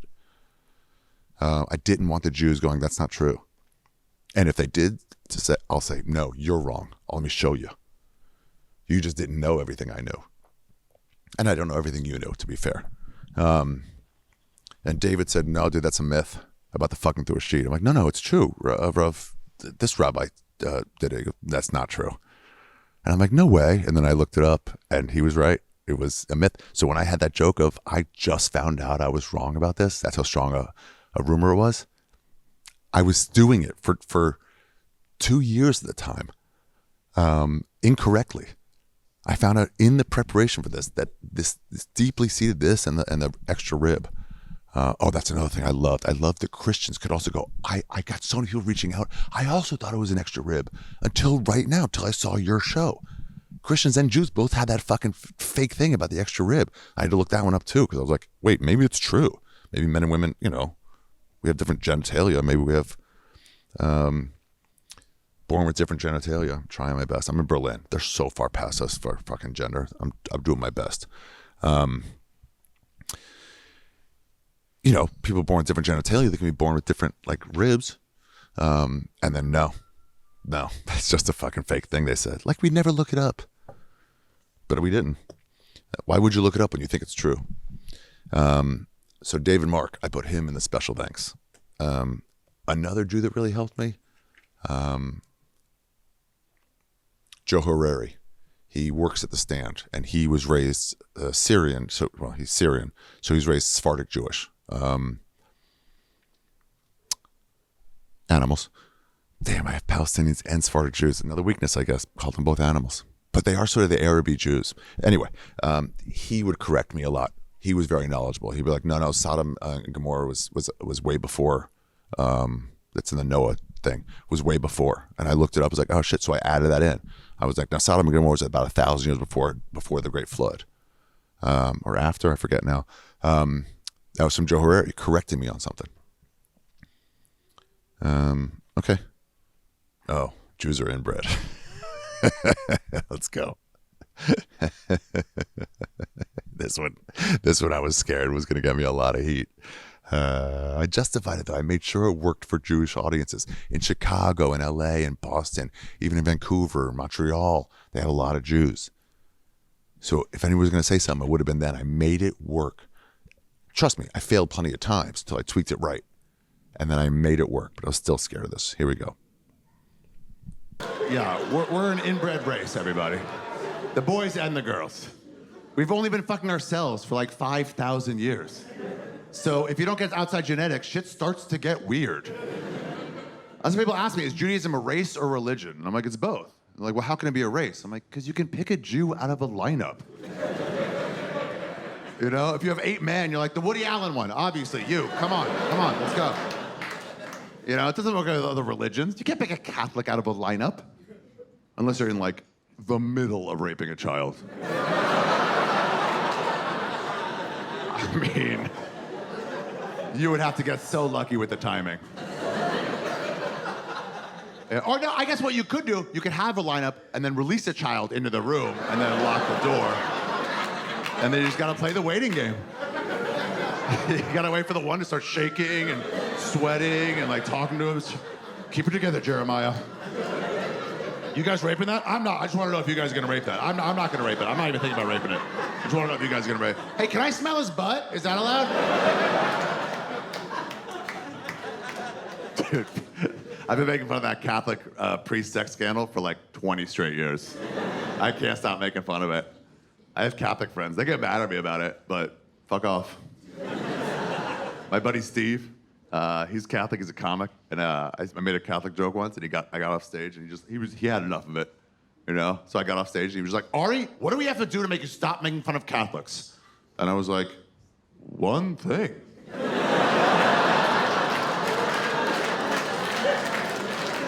It's just that one thing.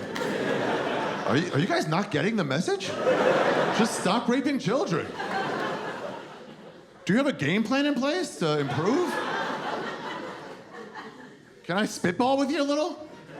Can I suggest, I don't know, right or wrong, but start raping adults for a while. And see how that works out. 50, 60 years, something like that. And then eventually, maybe no rapes at all. But I think we can all agree, you're fucking up as a group when raping adults is a step in the right direction. Yeah, the only problem is now every time a Jew fucks up sexually, All my friends are like, well. Guess you guys aren't perfect either. Yeah, like fucking, what's his name? Jeffrey Epstein. That was about. Epstein is a Jewish name, if you don't know. If you didn't know before, now you know. If you don't know who Jeffrey Epstein is, he ran an underage sex trafficking ring. Yeah, had his own private island where he did it. Bill Clinton went there, but just to play golf, I think he said. There was no golf where Bill Clinton lived, so he went to Fuck Child Island and get a sweet 9 holes in.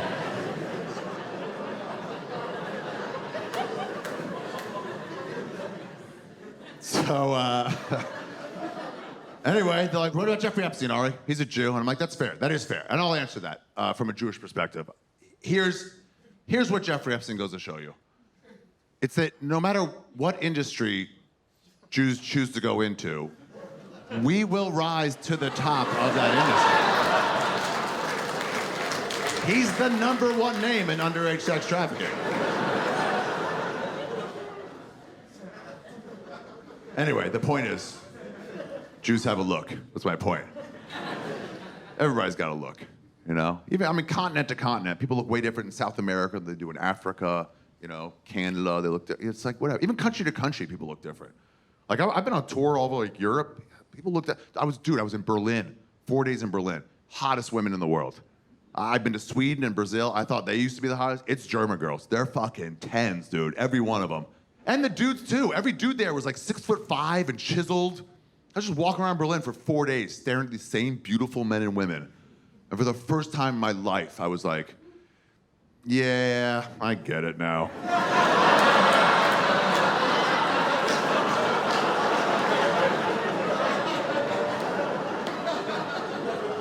I guess I never looked at it from their point of view. Germans are perfect. And Jews all look like we're dying. We are, we're falling apart, man. You need outside genetics or shit starts to get weird. Same as look at the royal family in England. They're all like, I'm your leader. You know? They're all half-tards eating their own shit in the corner. Same as Jews, we're falling apart. Every Jew has the same fucking Jew pattern baldness. You know, that's why God's like, try to get laid, do something, cover it up if you have to. I don't know.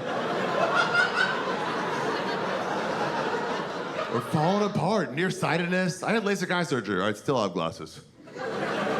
Yeah, Dr. Weinberg did a great job. We're all neurotic, we're all like, Tay-Sachs disease, falling apart. Feed a glass of whole milk to a Jew, watch him rain diarrhea for 40 days and 40 nights.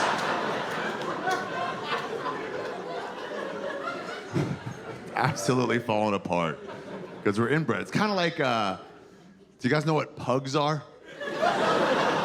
The dog breed pug, the most inbred of all dog breeds. Have you ever seen a pug get excited and then struggle to breathe? Throw a ball to a pug 4 times in a row. Listen to the sound of him just going.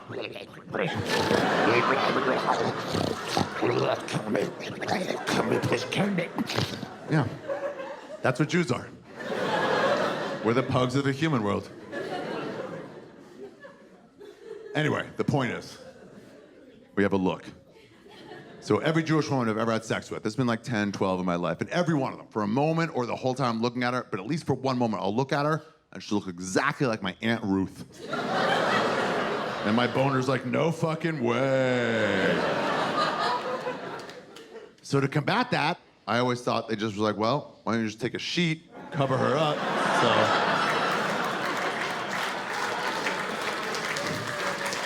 Yeah, then you just fuck a multiverse of holes and you're fucking there. Okay, we're back. Whew, I got a lot in this one. Jews are inbred. When I say, how do I say this? That's a technique that I use, that some comics use a lot. I don't use it that often. It's just struggling with how do I say this. Now, obviously, I've said it 100 times. I know how I'm going to say it. 100 times. Probably closer to 300 or 400 times. Maybe even 5, if you count the New York sets. Yeah, maybe 500 times. I had a comic once tell me that they were bragging that they ran their show 100 times before they taped a set. And I was like, that's 20 weeks on the road. And they were like, what? It was like a big time comic. I was like, that's 20 weekends. He was like, what? I'm like, yeah, 2 shows Friday, 2 shows Saturday, 1 show Thursday. It's 100 times. That's 20 weeks. It's not very much. He's like, how much do you do? I'm like, 200, 250? What are you talking about? And it's like, this is like, his reality was shaken the same way. It's like he's coming to it fresh with like a fresh, younger comic's mind. He's like, oh shit, that's really not that much. When you're doing theaters, you only, or arenas, do 1 show a night. So 100 is like a couple of years, I guess.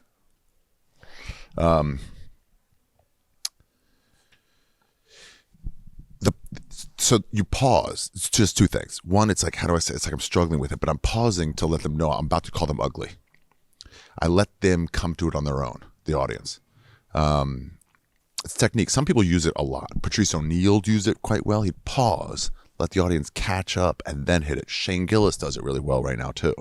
You watch him. If you see the technique, he'll pause. He'll be like, and that little struggle allows you to like mentally catch up, and so then you can get the joke. If you go too fast, it's like your mind didn't quite process the setup. I did this at the Comedy Cellar. Lisa Traeger was like, didn't like it. She's very feminist. She didn't like it. She goes, you're saying Jewish women are ugly. And then I'm like, oh, I think I had already done it, but I had to make sure. I was like, I have to also say the Jewish men are also inbred. So I made sure to say that line. I'm not just shooting on the Jewish women. It's Jews both. The name Jeremiah is just like, I used a few different names there. Ezekiel, I think I used for a while. I would always picture Jeremiah Watkins because he is very Jewish. Very Christian. My friend Steve, the Catholic, that's Ren Azizi. Now, he never said that. I'm actually talking about fans or society. I have been making fun of the Catholic priest sex scandal for quite some time. Like, how come don't make fun of Jews? And it's like, I do.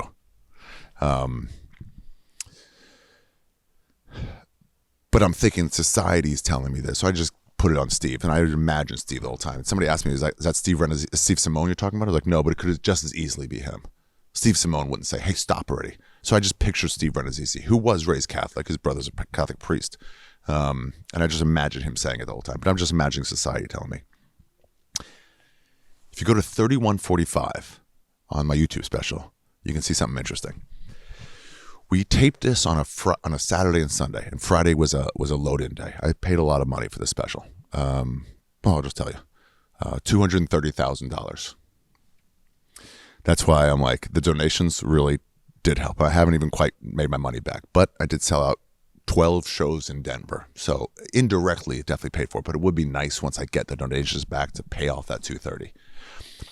People are like, why did you have to spend so much? I'm like, well, I didn't want to do a load-in day, especially with this level of, they had to build a pulp wall behind it. That cost $5,000. At first, I was like, no, I don't want a pulp wall. It's just for the shine. A pulp wall means like a fake brick wall. I wanted the shine of the candles to kind of hit it a little bit. And they're like, we could do a small, we could do a tall. And at first I was like, no, I'm not spending $5,000 on that. And then I realized, hey, I'm already up to like 180. Yeah, let's make it look great. This is the best thing I'll ever do. My money doesn't matter compared to that. Build a pulp wall. And we had to set up on Friday. It was a load-in day. So I had to rent the venue for that day and get all the stagehands. A lot of times, the Comedy Central specials were like load in that day and then tape 2 and then get out of there. Then you have to pay a lot of overtime also, but it doesn't equal having a whole of the day. Also Sunday, there was a church in there. They already reserved it. And then I had to pay them off. I think I had to pay them $5,000 to like, hey, can you take a week off? Christianity is a for-profit business. So $5,000 buys a lot of fucking cover-up. Whatever. Frocks, whatever. And that's, by the way, the candles. We had to put them out in between shows to save them. So people ask me, like, who put them out? I was like, well, we got some local Catholic altar boys who'd all been raped to get back to the community. We paid them some raped altar boys to go put it out. They were very good at that. They were very good at that and having a fucking hot, sweet ass. If you look at 3145 on the tape, so something that happened is the lighting got set up in a way that wasn't right. It was directly at me from above, and it was shining in my eyes too much. And then we tested it right before the show started. the first show on Saturday started. And I was like, hey, this ain't going to work. I mean, 2 hours before, the whole lighting rig, we didn't test it. It was a failure. It was a bit of a mistake. We definitely should test that way, way before. It was in my eyes. It was hurting my eyes. I couldn't look out. I would have to avert my eyes. Same thing when they want to lower the mic. A lot of sound guys, not Duva, not Cassetta, they want to lower the mic to get a good mix. But I'm like, if you lower the mic, I'm going to scream to make up for it. They don't understand that. That's not their job. So you got to keep the mic the right speed, or I'll go like this, the right level. I mean, so it was in my eyes, and I was like, that's not going to work. And they're like, well, it's very late. I'm like, it's not going to work. And I was like, how about do corner angles and light me up that way? And they told me the problem. They said the problem is you're backlit by a bunch of candles, 6,000 candles. And if you're backlit, it's like taking a picture, a photograph with the sun behind you. You're in shade, so you want to like always flip that around so you're facing sun, but then you're squinting. So a cloudy day is the best, facing the sun on a very cloudy day. So he's like, we got to light you up really hard to make up for that. Otherwise, you'll be in shadow. We had to move the fucking lighting to the side. So with all that, with all the movement, we didn't have full time to test the looks of the stage. And we didn't put candles on the floor. We built these steps, and which was the rest of the stage. We took out a bunch of the stage. It was also Sam Morrill's problem. The stage was too big. It's like, we cut all that out. Guys, if you're a friend of mine, you should hire me as a producer. This is the stuff I worry about. I'm comic first, and I understand the other side. So I understand what can be done and what should be done. Whereas a lot of these lighting guys, the stage design guys, they don't understand what should be done. They just understand what can be done. When I did Passive Aggressive, me and Jordan, one of our last fights, was he'd show me. He did like, hey, Ari, if we turn these off, go a black room like you're normally used to doing, so everyone can laugh. You want it dark in a room. He goes, the problem is if you cut the top of people's heads, it looks like a blob. If there's no light on it, it just looks like one blob. If you get a little bit of light, you can see just a hint of people's heads. You can always lower the lights afterwards in post. You can't raise them. And then we ended up lowering it, even not enough. But because you can only lower it so much. You could color it too. But he was like, that's why we need these lights here. And I was like, okay, well, do we need all the lights? He goes, what do you mean? He goes, because there's a row of lights. I'm like, do we need all those? He goes, well, it's on one switch. I'm like, I know, but we can unscrew some. There was 10 lights in a row. How many do we need? Well, maybe only 2. Okay, let's unscrew the other 8. I was like, okay. And we had stagehands looking at that. They said they worked a lot, especially never seen a comic go back and forth with a fucking DP like that. And Jordan gets it now. He's like, well, what do you think? And so he's another great guy to fucking hire, because I've talked to him enough. He gets it now.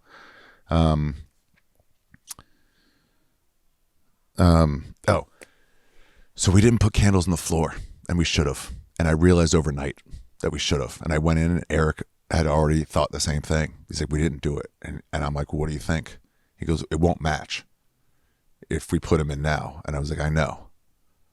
And he goes, what do you think? I'm like, I think I'm thinking what you're thinking, which is what? He goes, just let it not match. It's only candles. It did really help show my legs, to give me some separation. That's why a lot of times I'll put lights up on a curtain in the specials, because it helps illuminate you and give you some separation from the back. Otherwise, you just kind of die off. Especially if it's a black curtain, you don't get seen at all. A lot of, like I said, Louis' special with the floating head syndrome, where he wore a black shirt with a black background. All you see is a head. I think Gerard had one of those too. And then he had a black face, but it was a different shade of black.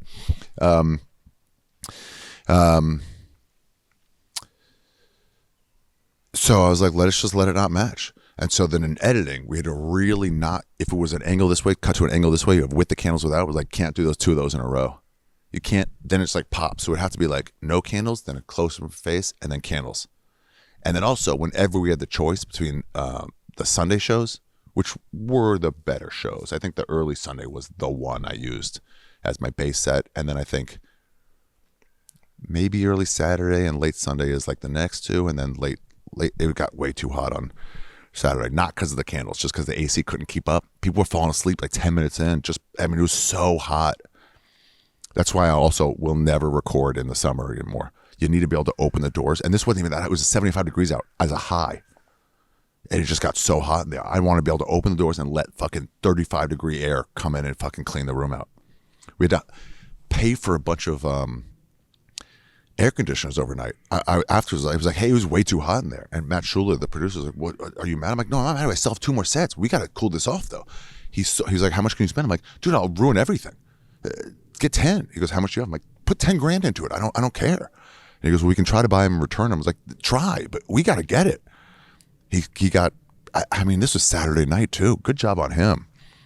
And his team, they got, I think, 8 air conditioners, like, to pull in. And then Duva was like, run them at high. Let me see if I can equalize this. He goes, I can take that sound out. We did return them. The next day, we were like, turns out, actually, these aren't working for us. I got my money back. Oh, for this special? Oh, perfect.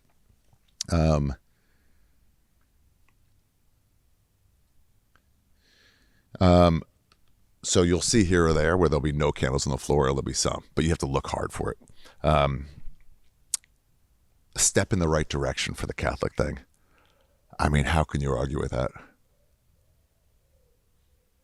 It was also a way I could do a rape joke that was, I mean, pro-rape, really, sort of, but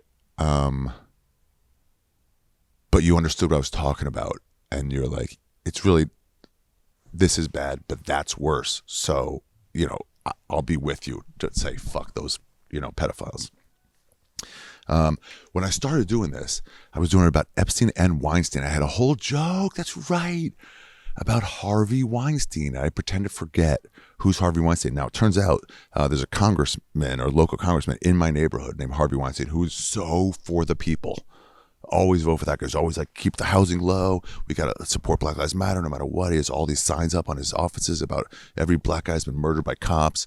He was very against tearing down the East River Park. He was very for the people. He's a for the people guy, which means he'll only stay local. I see him at the dog park once in a while too. He represents, it's probably the only part of politics I still believe in is local politics. They're the only ones who care. They live there. So I had to think, I called him Harvey Weinstein, then I'd move on. I'd fake, I was like, wait, and sometimes I'd get the audience back, no. I'm like, what?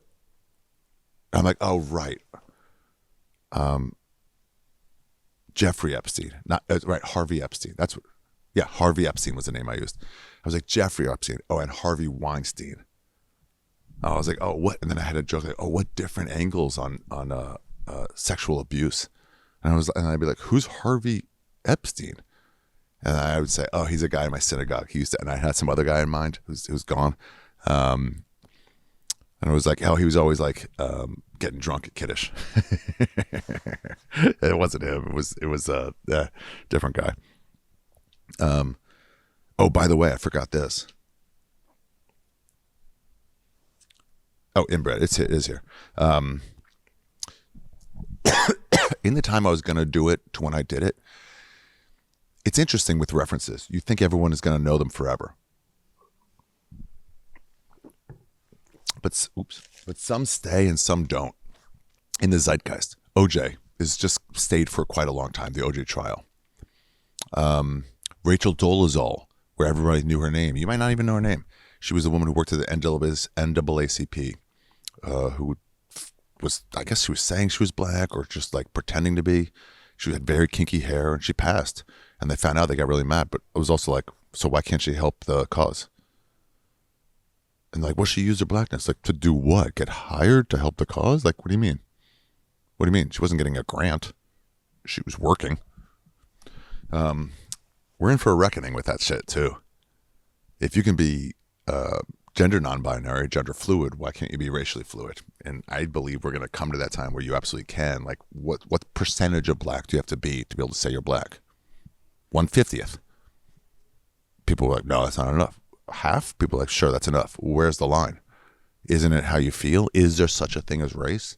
Where it's like, this is black, this is not? If you're half, aren't you also white? You're going to be able to be racially fluid. And we're going to look back and we're all going to owe her an apology.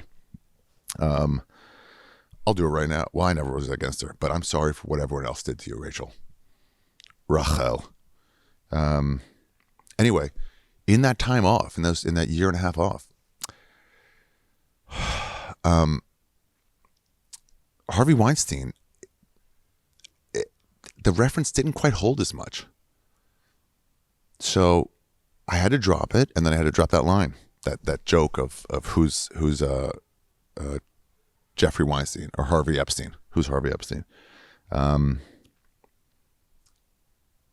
Sometimes I would set it up like he's a guy who killed himself in prison, or like this guy who's not dead, but that told everybody killed. Whatever. I lowered it. I love the line "Fuck Child Island." I love that. Certain lines I have that I love too. Distract from the. Oh yeah. When I start going to everyone has a genetic look. I do one of the things I do well. I do stories well. I didn't used to, but I started with Eric, my director. We started This Not Happening together. He was booking the improv side room. And I was like, and we were at Thanksgiving, we were telling mushroom stories. And I was like, can I do a storytelling show at the side room? I mean, it was a 40-seater. You couldn't even have alcohol. They didn't care. $5 cover. But we just tell mushroom stories. And like, yeah, let's do it. He didn't have much power. He wasn't even fully booking it. He booked the side room only. He was the assistant for the main room. And we did it. We had such a blast. He changed it to psychedelic stories. The first lineup was me, Damadonia, Joey Diaz, Mark Maron, Steve Agee, and one other guy's name I forget. And what a fucking great show. Belladonna was there with her husband, this porn star. 12 people showed up with that lineup. Nobody knew who Joey Diaz was. And barely, Mark Maron wasn't as known.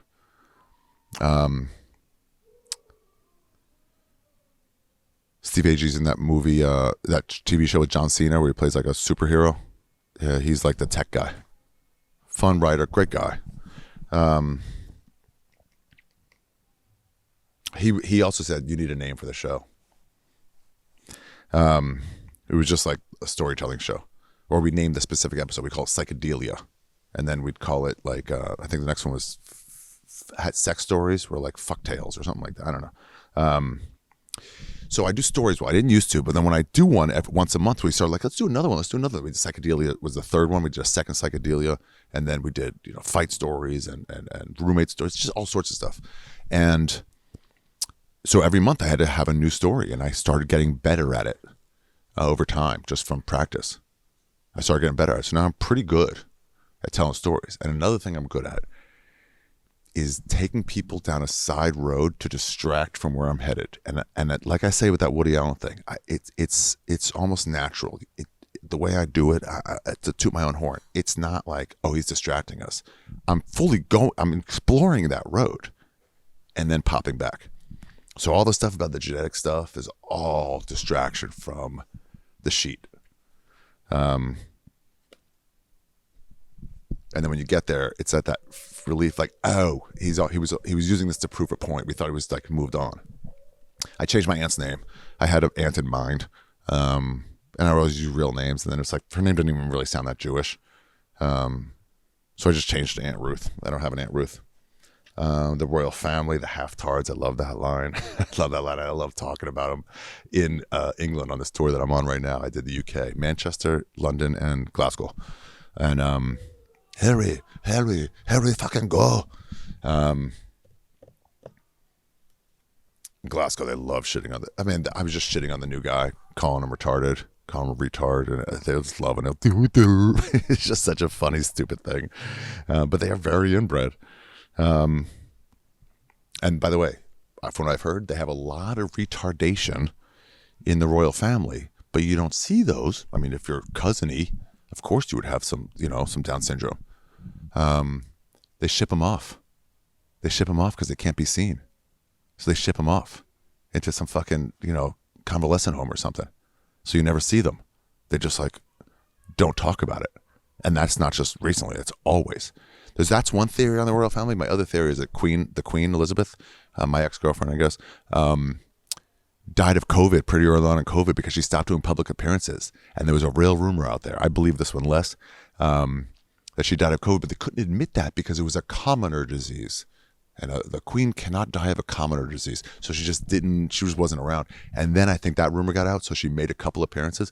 But then I like to say, like, if you look at her pose, though, every pose is exactly the same in those new appearances. I think they were using Madame Tussauds wax figure, having her for pictures. And then people are sworn to secrecy. I don't really believe that. I like the rain diarrhea line for 40 days. That harkens to Noah's Ark. You know, rains for 40 days and 40 nights. I think people are aware of. So rain diarrhea, you know, I shit diarrhea for a week and I changed to rain diarrhea for a week. And then it was like, or for 2 days or whatever. And like 40 days is specific. It's a jokey thing and I like it. It's a very Sam Morril, like punch up, punch up. The reason I even brought that up, my friend Rachel Simmons, I told her I was going to do my next hour was going to be about Judaism and all the different facets. And she goes, well, you got to cover how much we love taking dumps and how much we value a good bowel movement and how much we care about our health all the time. And so I did cover that. I kind of weave it in all sort of throughout. The Pugs line. Here's a fun story about the Pugs line. I first thought of that on a radio station in Edmonton. I was doing an interview. I forget the guys' names. They were cool. And I said that. I was like, Jews are inbred, we're like pugs, whatever. Somebody called in to complain. They heard it on the radio. They called in to complain. They called the club. And they were like, these radio DJs said Jews look like pugs, that they're inbred. And then the owner of the club had to fight back. She goes, no, that was Ari who said it, not the radio DJs. They were very mad. And then when they heard it was Ari, they go, oh, okay, well, then that's a Jew. He's allowed. Which I just don't agree with. You either think the thing is wrong or it's not. He was murdered in broad day. Oh, by his father. Oh, well, if his father murdered him, then it's okay. No, murder's wrong, right? So it's like, if you think it's racist, then it's racist. Now, you've missed the fact that I'm joking. I don't think we're actually like pugs. I just think the similarities, the comparison, that's where humor is. I don't want to get into fucking anger issues with comedy, but 36, fuck, I'm only a third in. The sun is fucking gone. Damn. Well, it should be darker. Where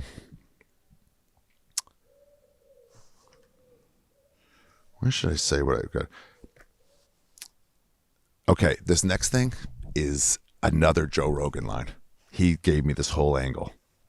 He saw me do this in Austin. I did a week at the Creek Week. I ran this hour for 7 nights in a row, just to get it real sharp, but right before I taped it. And then I took that next weekend off and then recorded.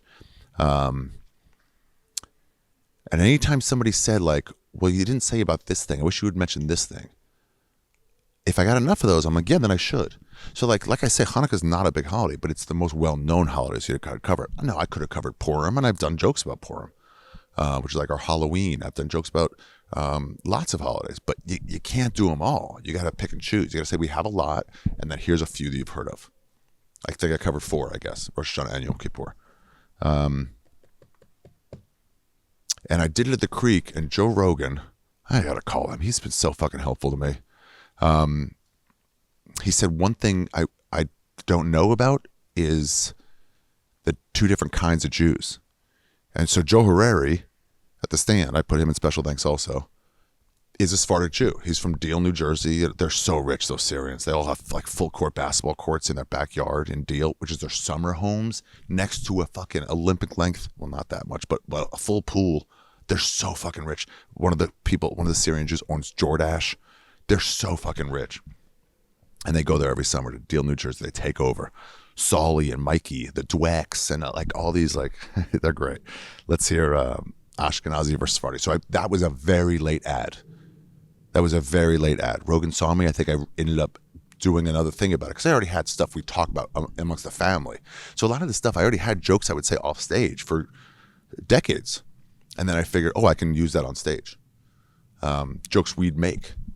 I can use that for this special. And he was like, well, what's the difference in the 2 Jews? And here we're about to see. By the way, here's what I should tell you. There's 2 types of Jews. I'm only talking about one type. There's Ashkenazi and Sephardi. So when the Greeks drove us out, or the Romans, or one of the fucking 1,000 times we got driven out, we got pushed in different directions. And some of us went north to like Poland and Romania and Hungary and places like that. And some of us went east to like Syria and Iran, Iraq, places like that. Those are called Sephardic Jews, or as my grandmother called them, Animals.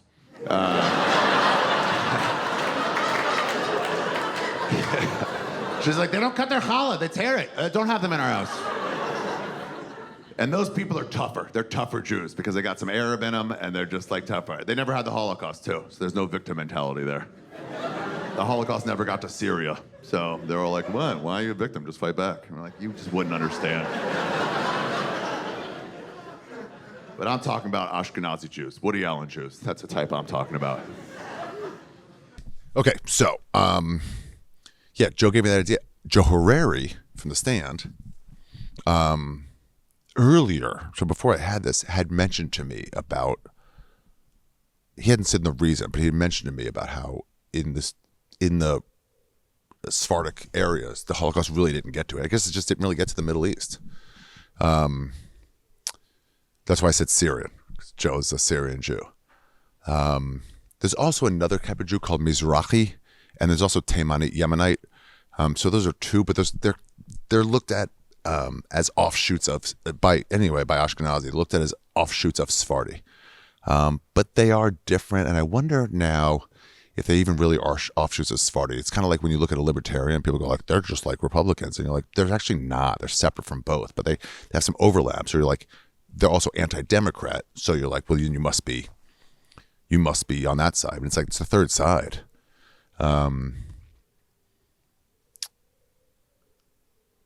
But, you know, they have some issues where it's like, if I want a gun, I want a gun. And it's like, well, that's a Republican issue. Okay, great. But, you know, but they don't want war. And it's like, oh, okay, well, that's a Democrat side. So it's like, oh, I wonder if and it's moved. Anyway, I don't know anything about politics.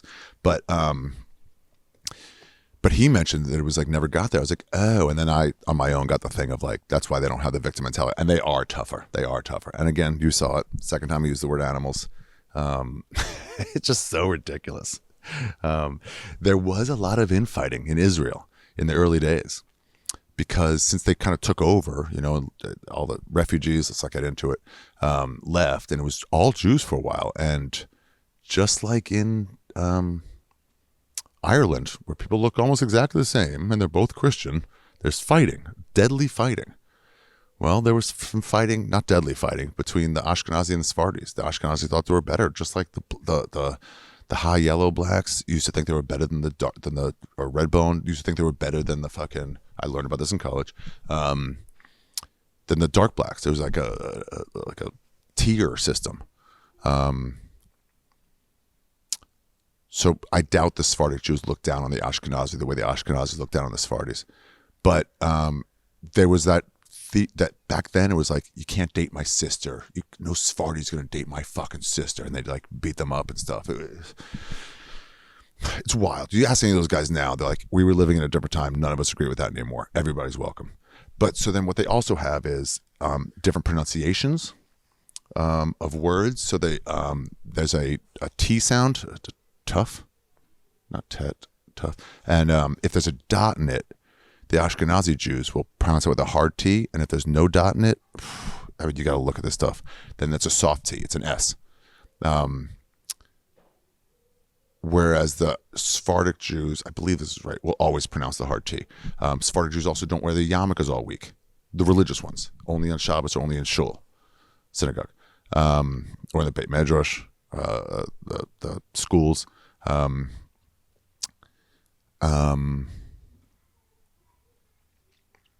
I mean, some Jews won't use Hebrew. Some of the religious Hasidic Jews won't use Hebrew except on Shabbat. They think it's like God's language, and they only use Yiddish during the week. They use the pidgin language. What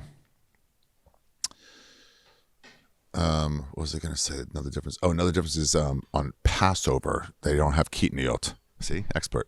Kitniot was, there was grains that were kept in the same sacks as wheat. And so, and this was, I guess, only in the Ashkenazi areas. And so people were afraid. They have these laws around the laws. So like you can't write on the Sabbath, which means you can't pick up a pen because it's like a law. Well, there's nothing wrong with this. Like, I know, but you might end up going like that. But it's like, what if I'm very careful? Like it's called it's muksa, which means it's like, it's a fence around a fence. It's kind of like the N-word. Don't use the actual word. And now people are like, well, don't even say the term the N-word. And I'm like, well, I mean, it's a fence around a fence, and now you're going to make a fence around that. The word formerly known as comes before M, that'll be gone too.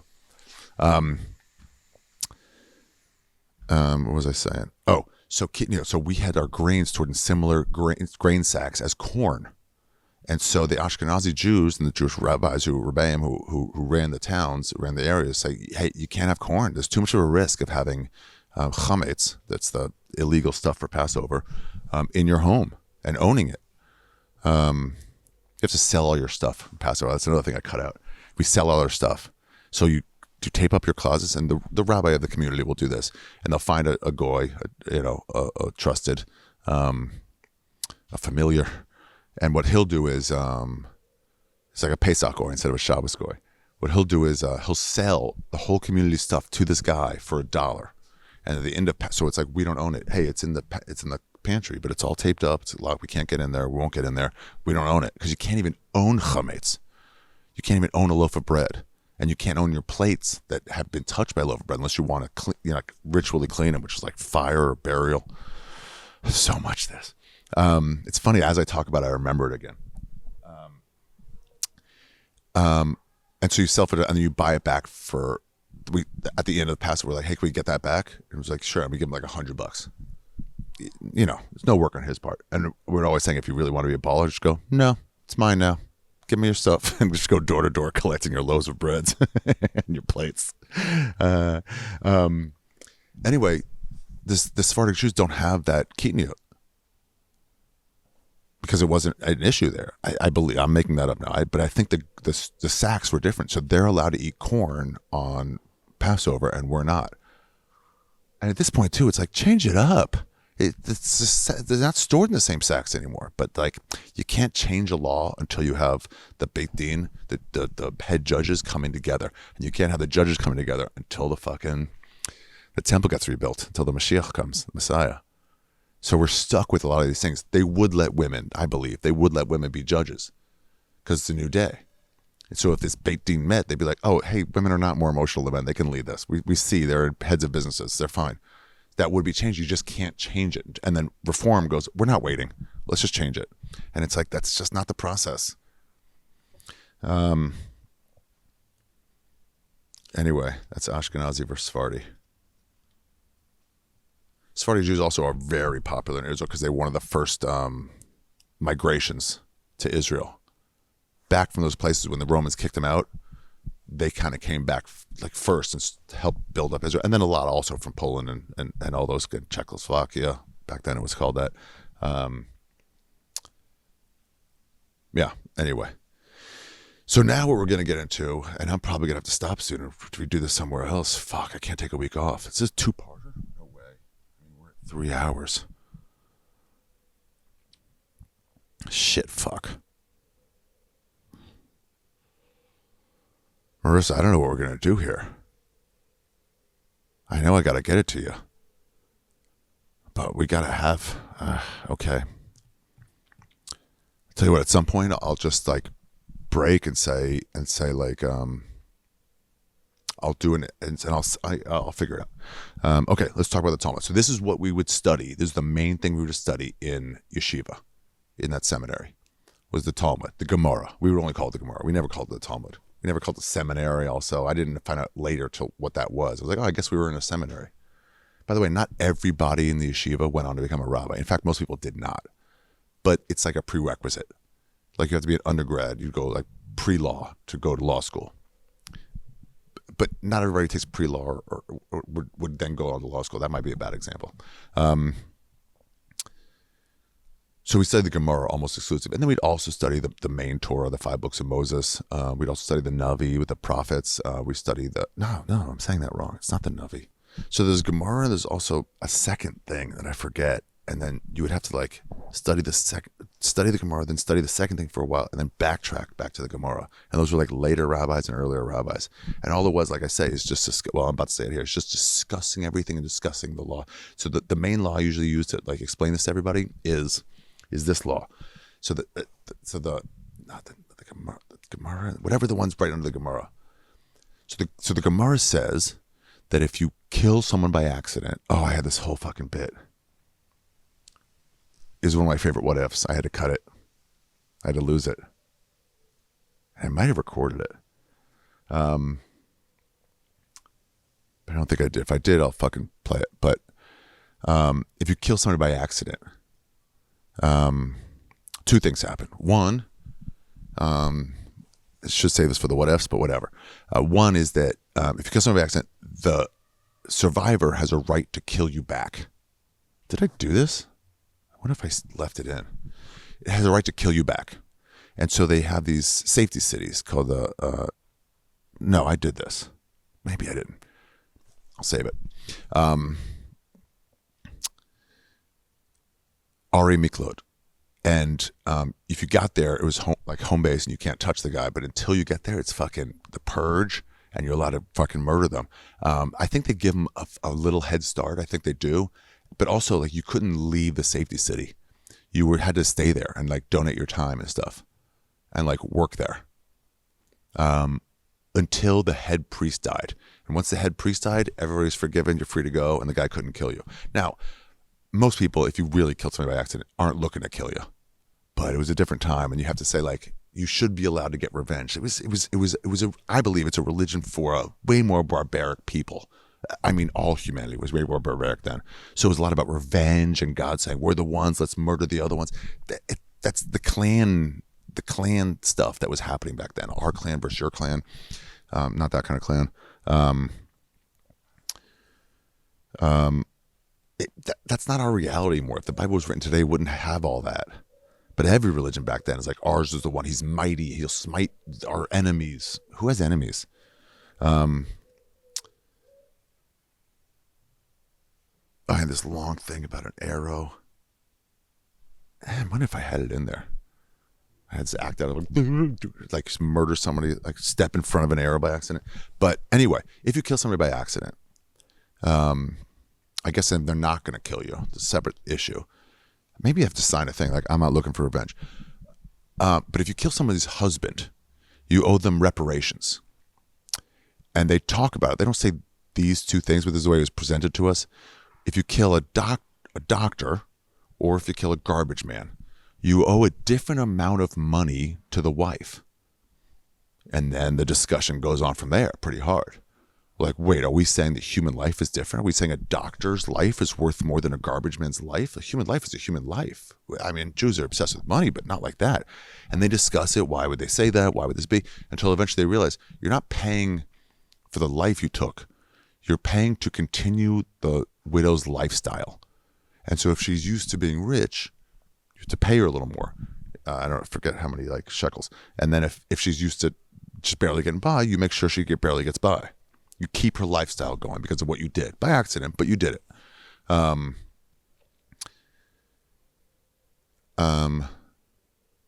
So then you're like, oh, so it's not about the value of human life. They're all the same. It's something different. Same thing with like you can loan money to a non-Jew with interest. You can't loan money to a Jew with interest. And people are like, what do you think? Non-Jews you can fuck over? And you're like, no, it's not fucking over. They're like, you're supposed to loan with interest. Otherwise, why would you loan to a stranger? But a special treat you give to your family is you give them money without interest. If your friend asks you to borrow $100, you say, sure, pay me back 107 next week. No, it's your buddy. But if you're a bank, yeah, that's how you make money. That's why it's you got to look at it differently than they present it. And so that's what we did. We just had these discussions, and it made you really good at logic. It made me really good at logic, logically breaking down everything. And I used it quite well as an English major. As you're analyzing great works of literature. And then that actually put into. So when I got to comedy, the one thing I was able to do was break down societal norms with logic, background, and then use that, the John Gruden case, use that logic to show some light, shed some light on it. So here we go. Here's the Talmud, and this is all we did. Not all we did, but again, most of what we did. So let me tell you what we did in seminary, in yeshiva in Jerusalem. All we did was study the Torah and mostly the Talmud, the Gemara. I'll use those words interchangeably. It means the same thing. And we prayed 3 times a day. We prayed. It's a lot. Muslims go 5 times a day. You got us on that. Christians pray like twice a year. And the Talmud is really just a series of what ifs to help codify the law. So the Torah will say something like thou shalt not kill, right? You get put to death if you kill. But the Talmud is like, what about self-defense? And you're like, yeah, good question, Talmud, good question. So here's two of my favorite what ifs from the Talmud, and these would still be done today. My favorite two. Okay, what if you're having sex with your wife, and in the middle of it, she starts a period? You know, that could happen. I know women, whenever I've had sex with a woman and she's like, oh shit, I started my period. They always get embarrassed, which is weird, like, I started my period early. But I'm always like, oh, did you? I can't even fucking tell.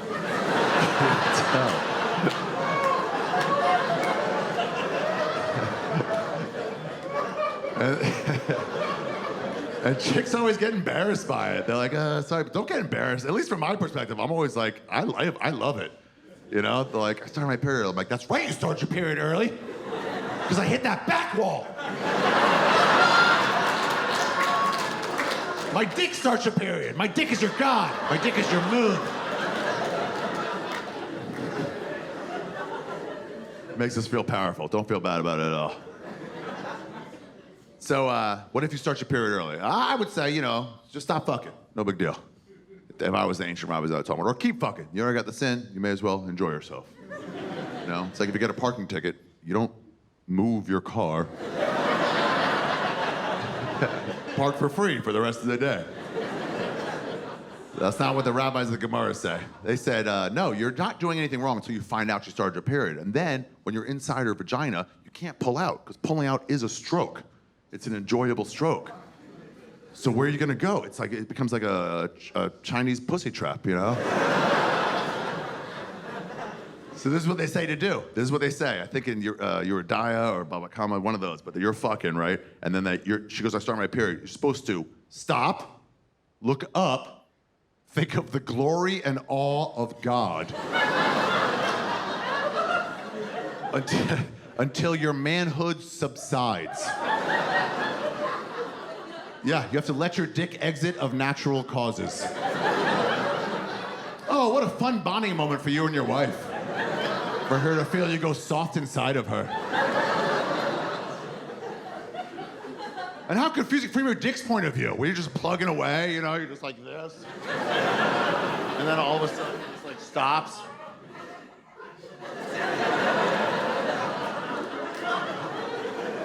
Hello? Hello? Little movement, please. Need a little movement here. Also, definitely stop thinking about God. That's weird. That's not my thing at all. All right, well, probably gonna get out of here then.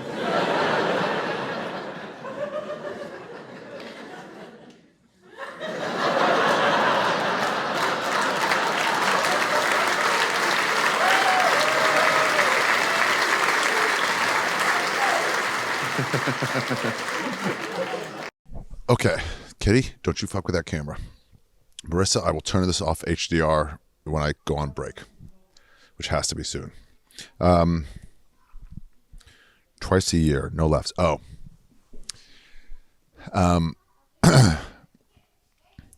That line didn't really get much laughs. There was a couple lines. The one in particular, I forget which one. Maybe I'll remember it when I hear it. But that didn't quite get the laughs. One of them, I remember Eric Abrams saying, like, it deserved more. And I agree, but I couldn't get them, so I don't think they should go in. That line of Christians just go buck wild or whatever, or they pray twice a year. Got a chuckle. But I discussed it with Cassetta a lot, and I have a theory on all this. Started with this not happening and continues now and always. You can't add laughs. You can accentuate the laughs in the rooms throughout, but it has to be even, just to give it that feel of being there. You want to be in the center. It's like when you go see a Dolby movie. You want to get that center seat. You want these to feel like you're in that center seat where the laughs are all around you. But you can't add laughs at all. You might not even be able to see through it as an audience member, as a viewer, but it'll feel off. And if there's a laugh on a line that didn't get a laugh, and you see the comedian like whatever, it's a tell, and it's not worth the risk. Same thing with Sal Volcano says this about Impractical Jokers. He goes, if there's any inkling that somebody knows who we are, and they know we're pulling a prank, we don't show that. And I was like, what if it's really good? He goes, we can't show it ever. If we even suspect, because it ruins the whole idea of the show, which I love. Same thing with stand-up. You can't add laughs. If you didn't get it, you didn't get it. And they're like, well, we got to make some of these "this not happening" stories look good for people. I'm like, you can't, because if everyone's killing, then nobody's killing. You can't have the best jokes if you don't show, well, this joke didn't work. And that, look, laugh didn't get a joke. So anytime somebody says, you'll see this a lot, Joe List says he deals with it, people are like, oh, you added laughs. No, he didn't. He's just killing. You used to sing fucking amateur comics. I don't know what to tell you. I worked on this for fucking 5 years. Of course it's getting a lot of laughs. I would never add a laugh. I would never boost up a laugh in a moment. It's theoretically, I'm vehemently against it. So you can guarantee that anything I show, and Big J special's the same, because I had a part in that, will never have a boosted laugh. Ever. If I catch a sound guy doing it, he's fired. I can't trust him. And Cassette and I would talk about this a lot, because he does a lot of specials, and he boosts laughs for people because that's what they tell him to. And I was like, no, dude. And there was a line later where Eric was like, dude, I know you don't like this, but that line deserved better. And I said, Eric, if it deserved better, I would have got better. And I could only make that joke work sometimes, and I had 4 shots at it. And if I couldn't get it in those 4 shots, then it deserved to show that the crowd didn't get it. That's the deal. This act out on period sex, it's not really part of the theme. It's a small departure. It's a goofy fucking sex joke that's not really part of the theme. Same as the Molly tab, if Jesus Came Back Now. That goes a little bit better. But this not really. But it comes from a thing, and I included it. Park for free. That park for free for the rest of the day, that's a reused line. That was in my album, Revenge for the Holocaust. And I reappropriated it. I repurposed it. I saw an article on Dana Doots, AHDOOT, on he had a Letterman set or something, and a special or an album, I forget. And I remember the reviewer said, some guy who fucking sucks now, but he said, it's interesting. He turned a phrase or something like that. It was back when he was a good writer. He reused it in a different taping, and I allowed it. That was from 2011. This was from 2022. I allowed it. I was like, I'm going to reuse it because it goes so well here, and I don't think anybody remembers it from Revenge of the Holocaust. This, in that bit, was where I say it's Eurydice or Baba Kama. It's where I say the tractate, where I say the book of the Talmud it is. And I did get it, and then I forgot. That's why I said I think it's from Eurydice or Baba Kama. Saying both of those does give me a bit of expertise, but again, the crowd doesn't care. The crowd doesn't care where it's from. They just want to hear about it. But me saying it, I'm trying to put into your mind, again, very intentional. I'm trying to put into your mind, I know what I'm talking about. And this act out, dude, is one of my favorites. Some people, there's just like fight a little bit in stand up where the joke writers don't really respect the act out guys. But to me, it's like all of it's part of getting laughs. So people are like, that joke's not funny. It's like, well, then why is the crowd laughing? Get laughs however you can. A look, whatever. Sure, maybe you want to do a well-written line. Those have a place too. But you're getting laughs. You're getting laughs. Mr. Bean, I mean, is he not getting laughs? Oh no. Oh, okay. So I didn't do the other what if, the Ari Miklo, the safety cities. I didn't do it. I took it out because I was like, I have 3 and I should only have 2. I could get stuck in it forever and do a bunch of what ifs. I could do all the what ifs. Kal v'chomer. So that's another one. A lot of kal v'chomers. If this is true, then this must be true. You know, if killing one person is a murder and killing 2 people is a double homicide, and if killing 3 people is a mass shooting, and 4 people is a mass shooting, kal v'chomer, and we'd always do this, stands to reason that killing 10 people is also a mass shooting. If 4 people is a mass shooting, stands to reason 10, and that's all the logic we break down. There's a from behind me shot that was not a misplaced thing, and it's me rebuttoning my button. I don't know where I unbuttoned it. You can probably see it somewhere, but I set it up. I know I'm going to do it. I can't have the button all the way here. It's got to have one more button. So just midway through my act, I don't know, 5 minutes before, you'll see me like talking, and I'll just like undo it. And just for this, I think in one of the tapes I did it too early, and then I had to like redo. So maybe it doesn't match. I don't know. But you have to look close to see if my buttons match. Damn, 349. All right, let's get on to kosher laws. Heartbreak. Marisa, at this point, I'm going to use this in case I can't get back to it tonight. In case I decide to go a two-parter, which it might be. 340, we're almost halfway through. I mean, 2 minutes of that is the song, so 127. But yeah, not even halfway through. I still got to go why I'm talking about this. So, guys, Marisa, cut this out if we end up doing one thing. But assuming we don't, assuming it's a two-parter, in which case the Ron Bennington episode will be in 2 weeks. That's part one of the commentary on Jew. I mean, it stands to reason. A lot of these albums we did were 45 minutes, would be done now, and those all went 4 hours.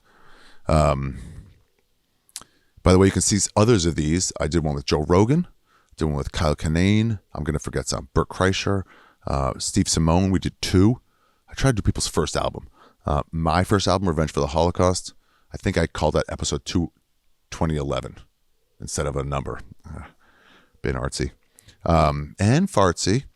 I'm trying to think who else I did with. Tom Segura, Thrilled. I think we did one. Kyle Kinane. Who else did we do one with? There was a few, and they were really quite interesting. I was going to do one with Louis, and we just never got around to it. He said he would do it. Gaffigan said he would do it, and, you know, it's hard to follow up. It's a lot of fucking groundwork and bothering people. I always felt like I was bothering people. Same thing I do with, like, editors. With Cotter, I always feel like, am I bothering you? And Eric's like, no, you're paying them. But it's like, at some point, I feel like I'm bothering you.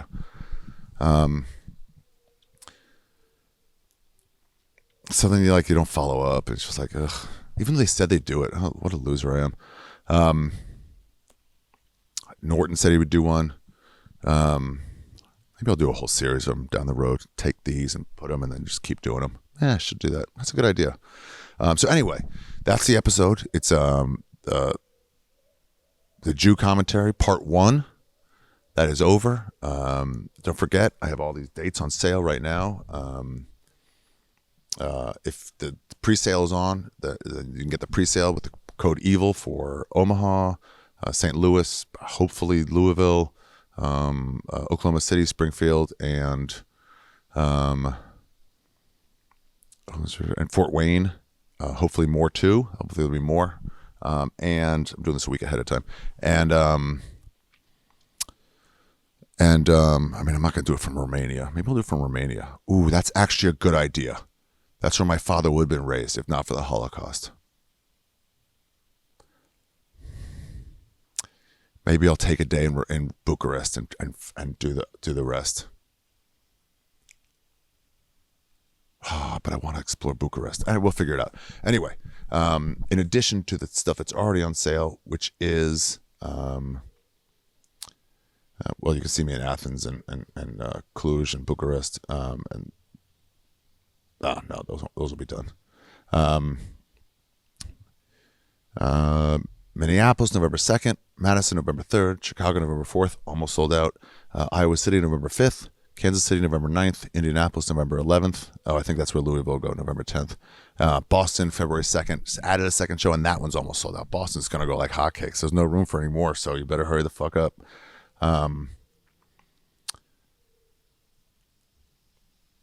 Shit. Okay. That's it. Until next week, we'll do part 2 of the commentary, the director's commentary, or whatever we call it, of Jew. Ladies and gentlemen, see you next week. Oh, this has been Ari Shaffir, Skeptic Tank, episode 517. I know him now.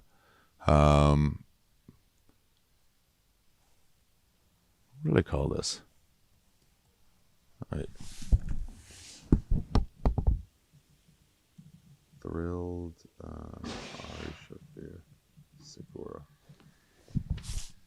No. Bottom of the tank. Let's see here. Album commentary. That's what we call it. And now it's a special commentary. Special commentary. Oh, I could do this to a lot of people for their specials too. I really should do this. Episode 517, The Jew. Special commentary. Album commentary. For Ari Shaffir. Wait. This has been blah, blah, blah. For Ari Shaffir. I'm Ari Shaffir saying, wait. This has been Ari Shaffir Skeptic Tank, episode 517. The Jew. Album commentary. For Ari Shaffir. I'm Ari Shaffir saying, so long.